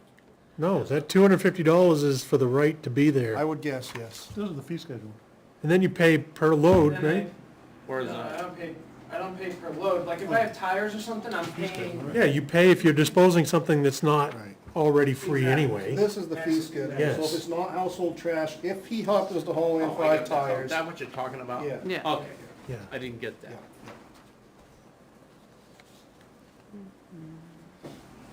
Maybe you could word that It's- just a little more into the so- fee schedule for items In not household trash. I'll show you. Yeah. Just on my phone, so on the one that we've already updated, so you see how Oh, there it four is. is I separate was looking at the wrong now. one. And then if we go to 2, it's the duration of the contract, which has that stuff separated, so it's not confusing for everybody anymore. All right. So yours is a little bit different than we, That's the, this that's definitely was the first. that's bite. section 4 you were just talking about? So Yeah. section 4, as it sits right now, has fee schedule payment, late payments. Section 4, in the one This. that we edited already, Perfect, just has the fee schedule by itself. perfect. And then there's a different section that says duration of the contract, and it has more information about that. It's actually expanded on the section 2 that you have in front of you. It takes those two lines, 4.2 and 4.3, and puts them in 2.3 and 2.4. Yeah. So I had an old one that I provided. Okay. Okay. Two is I direct. just read this stuff. Yeah, no, and I understand that. It was, I didn't realize there was changes made, so I provided you the one I had. I sent you guys this, I don't know if you can pull your email up on your phone real fast, but I sent it to you guys on August 25th. I have to go home and get it on my computer. Oh, he doesn't use this one.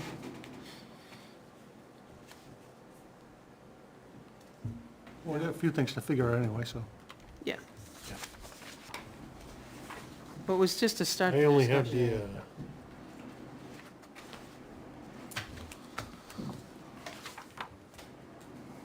Is there a separate sticker? No, Still no. I don't even know, have you paid?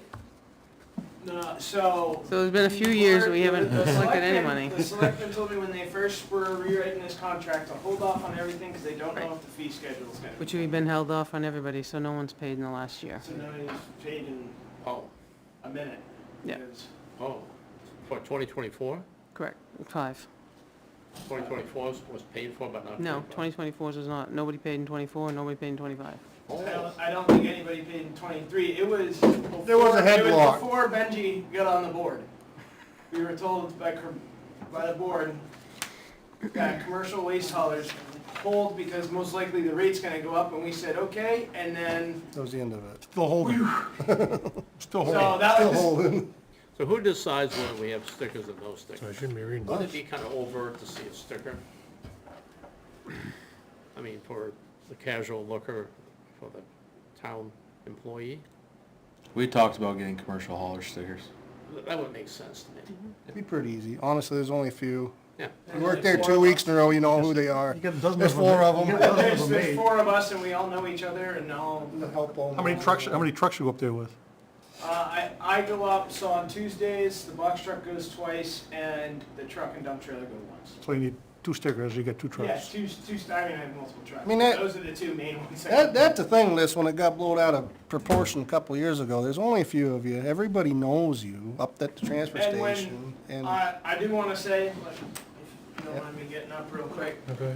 when Connor was up there by himself, the commercial haulers were helping up there. We didn't ask, we just helped people, you know, we help elderly people load and unload stuff out of their car if they're running around, so we're not, I wouldn't say we're a nuisance really at all, we're pretty helpful, and, we're all super open, if you ask us questions about anything.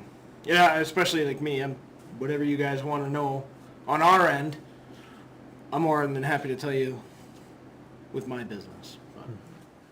Thank you. So, let's say we do this, right?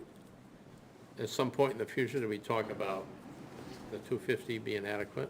And should we even charge it at all? I think you should talk about it if you think it's adequate now, if we're I gonna don't make know. changes. I don't know what a good number is. It was 100 and got moved to 250, and then there was talk if we were gonna let them come at all, if it was gonna be 1,000. Yeah. And my only comment has been, not to reiterate, is what I said earlier, is that my opinion, they're an asset. So charge a little bit of money to. For tonight, For the administrative. Sure. Yeah. tonight, can we settle on 2 things? 250, and you gotta pay it. 250 is one thing, but you gotta pay it. Right. So you wanna do it in arrears? Well, I almost think probably time here for Primex, I won't see this again for a couple of weeks. I almost think we'll just start this. Well, you do your, junkyard license is July 1st. What I'm saying is, do you wanna collect for 23 and 24 as well? I don't think we'll do that, because it was the board. board I is don't the think you one can that do said that. pause. so I No, don't that ship think is so. sailed. What's that? You No. could charge Ship them for is sailed. 25. The board said pause, so I don't think that's fair to charge I them. got it, okay. I think moving forward, whether we do it the night we adopt the Forget it. policy, or we do it January 1st, or whatever we decide to do then, but. How about January 1st, when the Well, since the agreements are renewed in January, Yeah. I think I would that's, think January. I think that's the appropriate time. That's what I, When we were doing them, they were. was always January 1st. That's- That's what I'd vote for. I know it's, I think that would be fair too, and then that gives people, the haulers know, okay, starting in January, we're gonna have to especially pay that depending if fee. we're gonna make them change insurances or something, gives a minute to get the insurance, or Get the think stuff they in. wanna do it or Right. whatever, so. Mhm. So, we got a few minutes to finalize this, Yeah, but we it was do. a good first talk, Yeah. so. All right, Okay. thanks, Jason. Yeah, thank you. Sure. Yeah, yeah. Where are we going from here? You're gonna make the changes, you're gonna hear from Primex to see what they think about insurances, I guess, and we'll put it on a future agenda Okay. to go over the changes. We'll probably, I would think once we get together, we just sort of have a public hearing, right? And just get it done. I would think so, yeah. If you get your But if we're latest not gonna- copy, the latest copy of Naomi's, you can, Yeah, he already sent it. okay. You Get the Primex stuff in there, and then we'll have a public hearing. And if anybody watches and hears Scuttlebug, unless you think we're gonna argue about it later, I would be good with starting January 1st with all this. So they got plenty of time to, Yep. all right. Thank you. Good enough. Thanks, Jason. Administrators report. First of all, I'm just gonna send down, I know, last week we talked about, or last time we met, we talked about, the easements that were being released from the subdivision. The Kellys brought in theirs, copied, all notarized, and I did catch a couple of you, but I know Benji and Benson, I did not catch you through the course of the week. So if you could just sign it and I'll notarize it tomorrow and get it back. I'll start with that.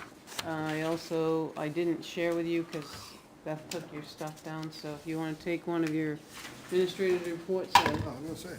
give one to him and keep going. No, I didn't get him downstairs. One second. So we had our public hearing tonight, you did the discussion, which we'll take on, you did your budget. Just want to remind you, I believe I sent you an email that the building permit software demonstration with the staff is going to be this Thursday, September 11th, between 9:30, 10:30. You're welcome to stop in if you're going to. If I think there's going to be more than 3 of you, should I post that you would be in a quorum? I don't know how many people are going to come. You had asked about it. I would like to go. Anybody else? 2? That's for the software? That's for the software for the building I'm department. probably not gonna have any. thing. Jack, are you going to attend Useful to say. Thursday's building permit? Fine. Are you, have any interest in attending the building permit software demonstration? What time, when is It's that? Thursday morning. If you're not, I only I have don't 2, think I that's fine. can. Okay, that's fine. These 2 are going to attend, so I just can't have a third without publishing. So you're off the hook. Thank you. Welcome. I had you sign the Eastman Way. The USDA agreement for Duck Pond, last time we were here, we signed it. I've sent it over to NBAC, and at the moment, we haven't got anything back from NBAC, so it's still sitting. But isn't there something flapping around in the form of figuring out water levels and stuff Yeah, like that? so there's been an email back and forth, so town council has written to NBAC's attorney with a list of things. I don't know what, there's been no further update for me. They're working through a list of things together. Okay.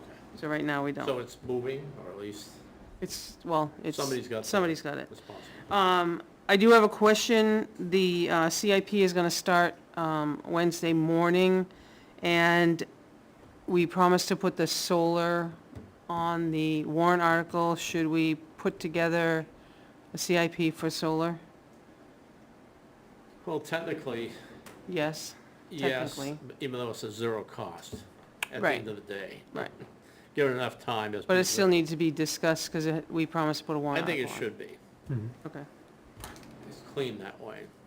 okay. It doesn't matter the source of the revenue. No, That's the right. point. So I'll go ahead and do that. It would probably be on not Wednesday's meeting, but another meeting. Tax deed auction, I believe I gave you guys all a public notice that I posted, as well as the brochure that is on the website, on their website, and everything else. And I know you all saw the email over the weekend that Mr. Kirk had sent wanted to make sure that there's a 19, One for James, too. yeah, there's a 19.5 acre parcel, wants to make sure that we had a public hearing. We don't need a public hearing because we went to town meeting, if you guys read the response back. We went to town meeting in 2018 for all town property, all tax deeded properties, we can sell by bid or public auction.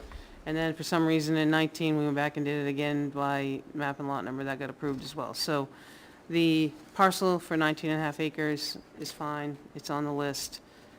Bruce, Bruce just handed around a article from NHMA. Do you Yeah, and this wanna is, discuss it?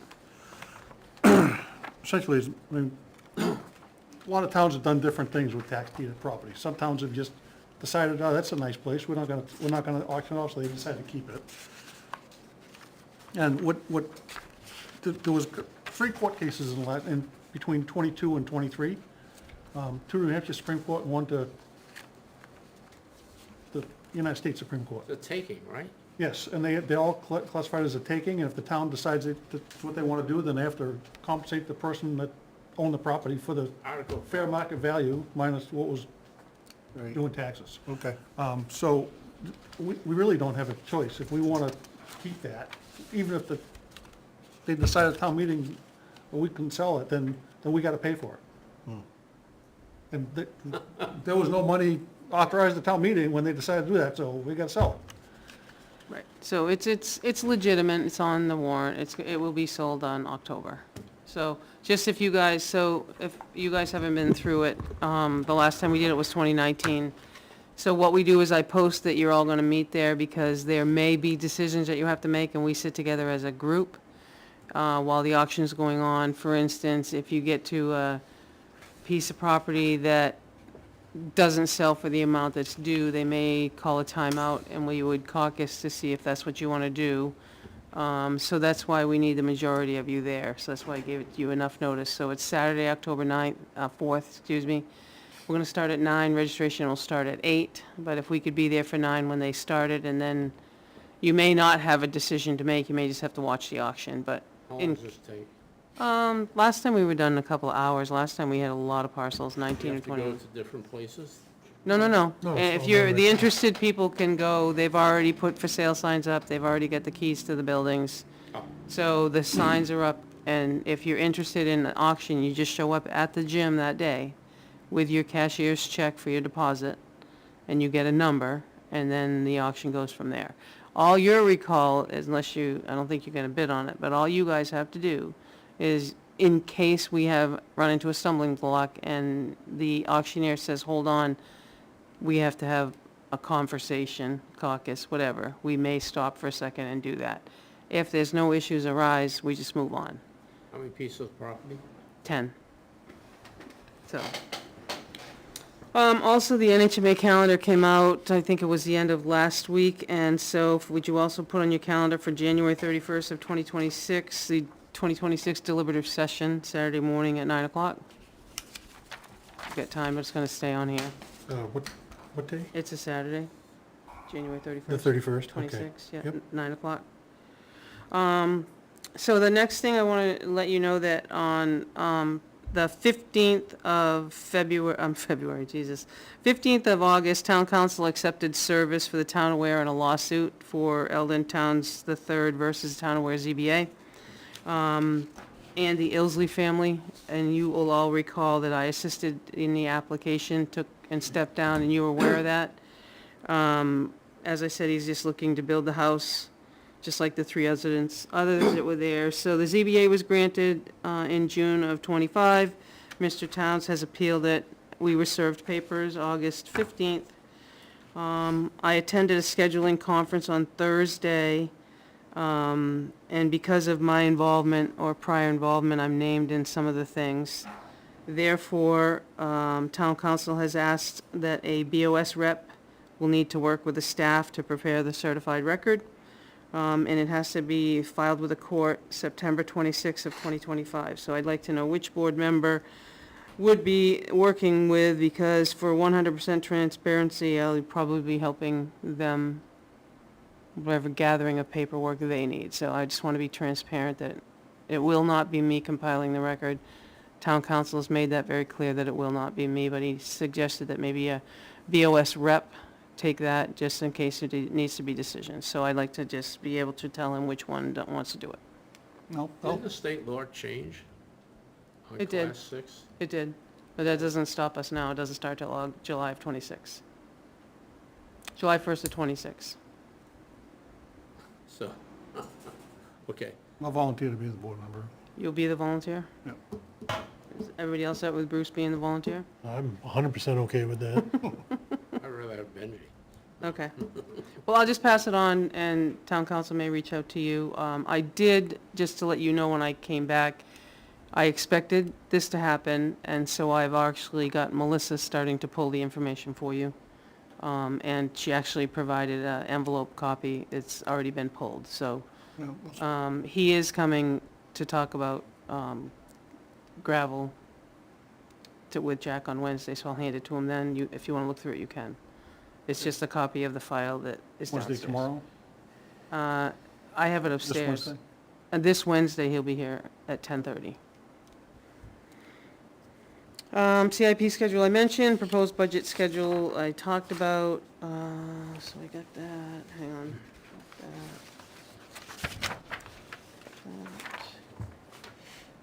Just making sure I didn't miss anything. Is there a Conservation Commission meeting this month? I'm gonna run, I I'm gonna saw put out some- an olive branch and say no, because I asked Saturday when I sent an email that I could post by end of day today, because I am not gonna be near the computer tomorrow. So no one got back to me, so I would assume you have to have 24-hour notice, that my guess is gonna be no. So, I haven't heard that officially, and I haven't seen an email come through tonight yet, so. But I'll have to post a no if we don't. So on the back side are just items that we keep track of. I don't think I have anything more. I'll reply with that. Okay, That's all I have, Benji. thank you. I got one quick question about that perambulation. Well, that was started, can I just answer? Sorry. I don't even know what you're gonna ask me, but go ahead. I mean, the weather's getting to be a good time of year to be doing that if we need to do it, any of it this year, is that?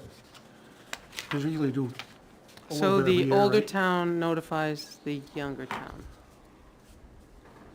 We'll get 7 towns, right? Yeah, I'll have to make sure. I know that perambulation with Deering was supposed to happen because we received an email on Are we ever 12/9. the oldest one? Let me think. We still had to do the 4 that are listed. We received an email on 24 for Deering.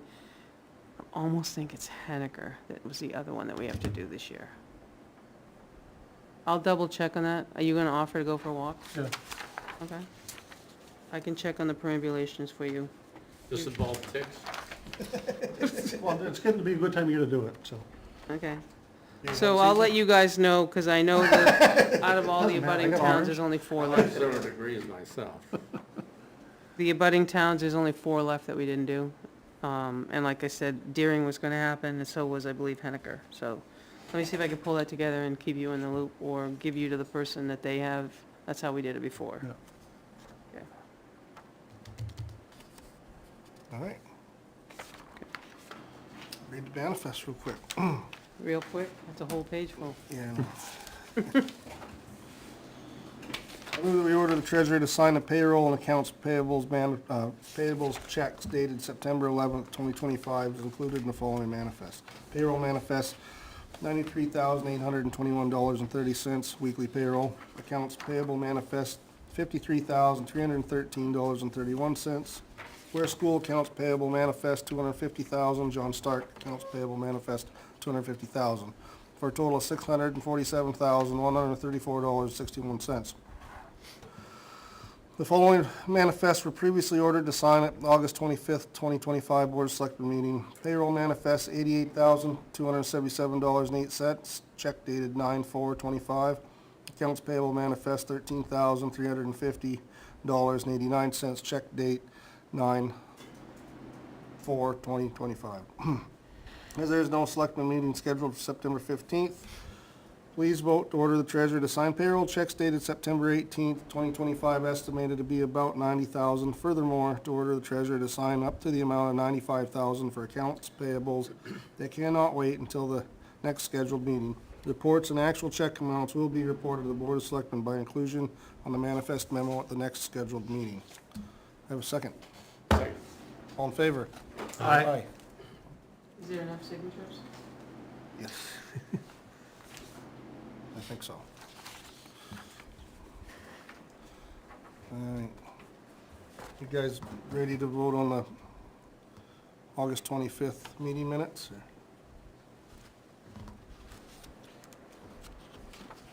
Yes. Is there any changes or discussion on them? No, I didn't see anything. Do you want to make a motion? I'll make a motion, we approve the August 25th, 2025 minutes as presented. I second that. All in favor? Aye. Aye. Aye. Aye. Opposed?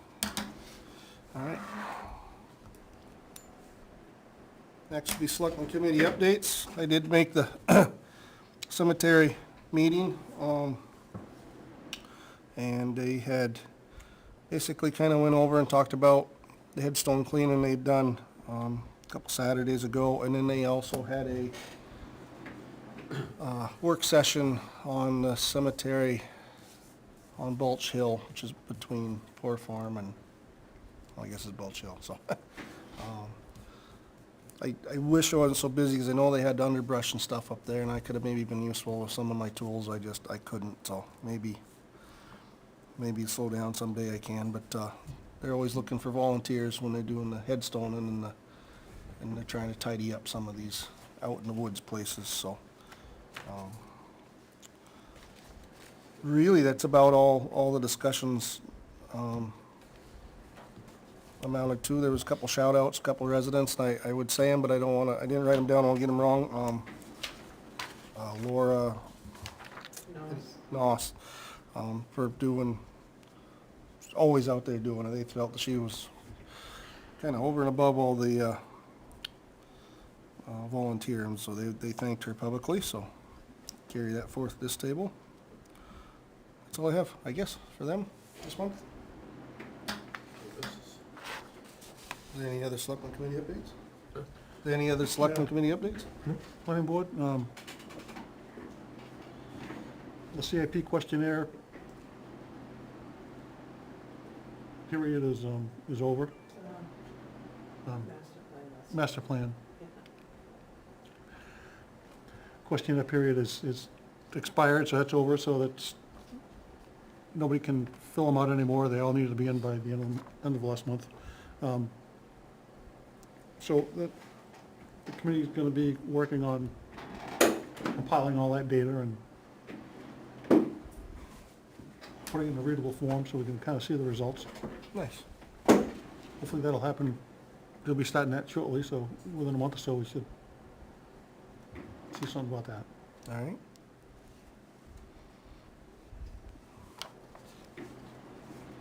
All right. Well, I guess moving on to correspondence and other business before I forget, like I did a few weeks ago, we interviewed a young man to be a call member of the fire department. His name is Isaac Drury. He is the son of James, actually. And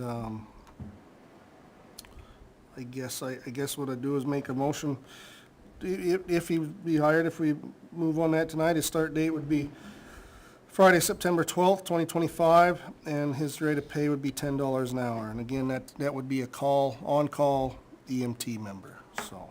Second the motion. I make a motion that we hire Isaac at those. Second. Second. Any discussion on him? No? Okay, all in favor? Aye. Aye. Opposed? All right. I believe that's all I have there. The other correspondence we had was an email, and that we read that during the public comment portion of public comment hearing, so that's all I got off the top of my head. It's been read and entered in the minutes. I don't, this is what I have for your agenda for next time so far. Okay. I don't know what will crop up between the next 2 weeks, but I don't have anything else. Something. Are we on to other business, Yeah. or are yeah. we still on correspondence? Well, it's same line, so. Okay. I was approached, and looking for board approval by the police department. They apparently have an opportunity to have a side-by-side donated with a value of between $30,000 and $35,000. The side-by-side that they're looking at is 50 inches wide. Apparently, a couple days ago, there was a kid that got hurt down in Clough in the riding area. And one of the issues was they couldn't get to him because all the mutual aid partners have side-by-sides that are wider than 50 inches and couldn't get through the gate. So, Well, that's by design. pardon me? That's by design, because you can only go on the trails if it's shorter than a certain size. Sure. Mine won't fit in there. Right. Well, dirt bikes aren't 50 inches wide, so, and some of the other smaller, Heard of that- four-wheelers. I've heard of that problem, other departments, it's always a size requirement. Right. So when we ask for mutual aid, they don't always have a way to get there either. Yeah. So this particular unit they're looking at is only 50 inches wide, and it'll be used for search and rescue operations. It'll be part of the grant patrols in the Clough area that the Army Corps of Engineers apparently contracts with the police department to do patrols. Also be used during the patriotic celebrations and other various events around town. So getting the unit would be free, maintaining and fueling it would be part of the police department's responsibility. The estimated maintenance on that each year is around $300, and the fuel would be incorporated into their existing fuel budget. So they're looking for an approval from us to ask for the donation. They don't want to go to them and say, yeah, that'd be great, and then if we don't support it, have to say, oh, just kidding. Well, that's be a public hearing. Because it's, sorry. Because it's over 10,000, we have to have a All public right, hearing yeah. first. So So we'd have to schedule a public hearing, make, we need 10 days for that? yeah, so we could schedule, it. For the next agenda. we could That's schedule what for the I was 22nd. just Yeah. gonna say that. Fills that meeting. Yep, That'll be a 2-hour discussion. Can you just send me a little more information so I Yep. can post it? yep, and, Free. That'll be a long discussion. Yeah, don't add too many more things down, Naomi.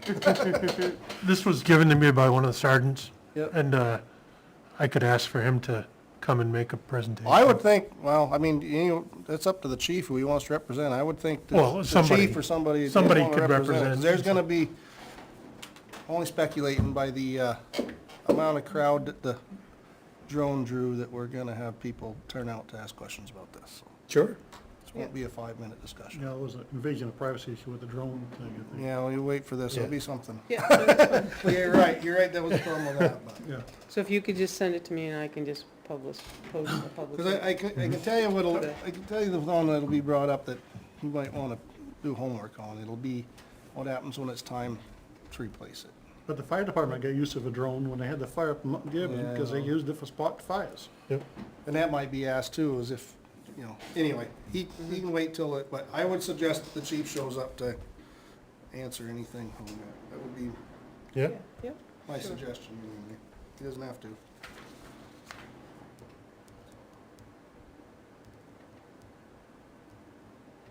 And I suppose he would tell us who would be donating it and all that, they'd want all that. Yeah, right. Yeah, I'm not 100% sure who is the Donor? donor for this. I'm not sure. Yeah. All right. Any other correspondence or other business? Other business, Copies of 61. Gordon Brown Garage on East Street. Yes. I went there with myself and Bruce, couldn't make it, but we went over there with Sherry Burdick showed up with the keys. And I noticed now cellar, I noticed outside, where there's a concrete on the cemetery side. And there's a huge amount of water going into the cellar. Like, it's at least a half a yard of silt, and it's undermining the foundation, so, the whole purpose of showing up there was to do an RFP for the, roof. And we did look at that, and I brought, Cam, the building inspector, there. And it looks like the roof is basically a, who knows how old it is. It was a sheet metal galvanized panels, just, you could buy them. And they were nailed up there, and you can tell they're galvanized, because the inside, looking up through the cracks, you can see this galvanized, but everything else. And the nails are not secure. So, we looked at that, so I had Beth draw up a RFP, and I would like the board's permission to take it to the Woodward Hall Committee. Basically, there's two other roofs there that are in great repair.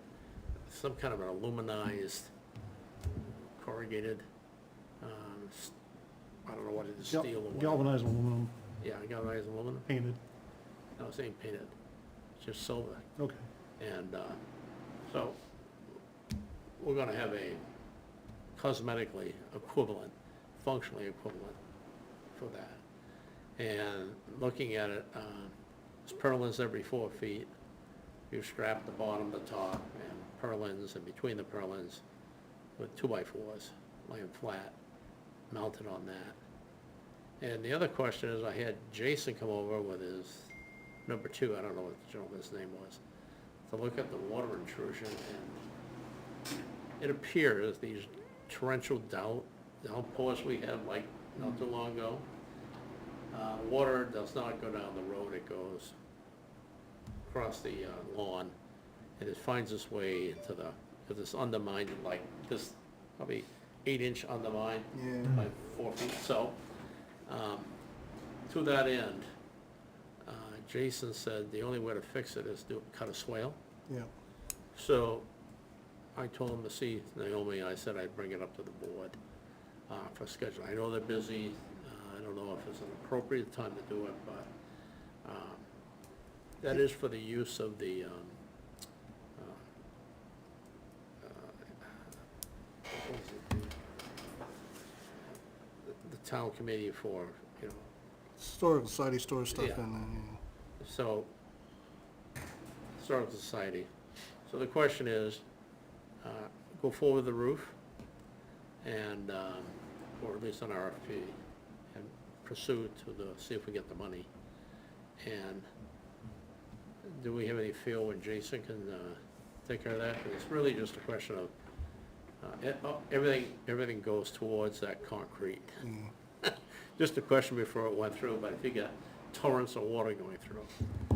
Some discussion about putting up gutters, but that could be problematic.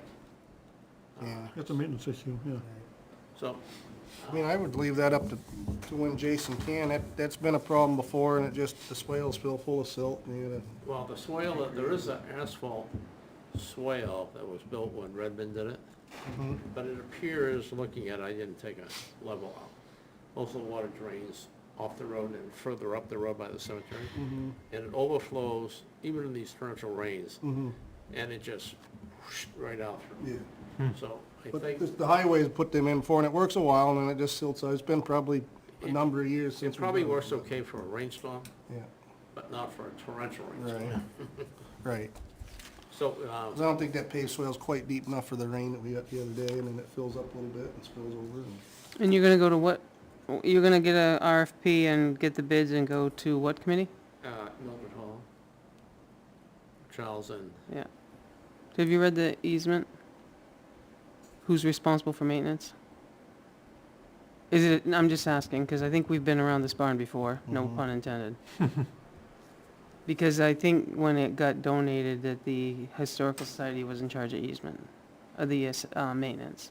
I'm just asking, because I know we had that before. look at it again. Okay. But let's put it this way. It's for the town, it's not gonna be this year or next year probably. So, it's really for the Historical Society's benefit. Mm-hmm. And 90-day lease. Right. Something should have been tore down instead here.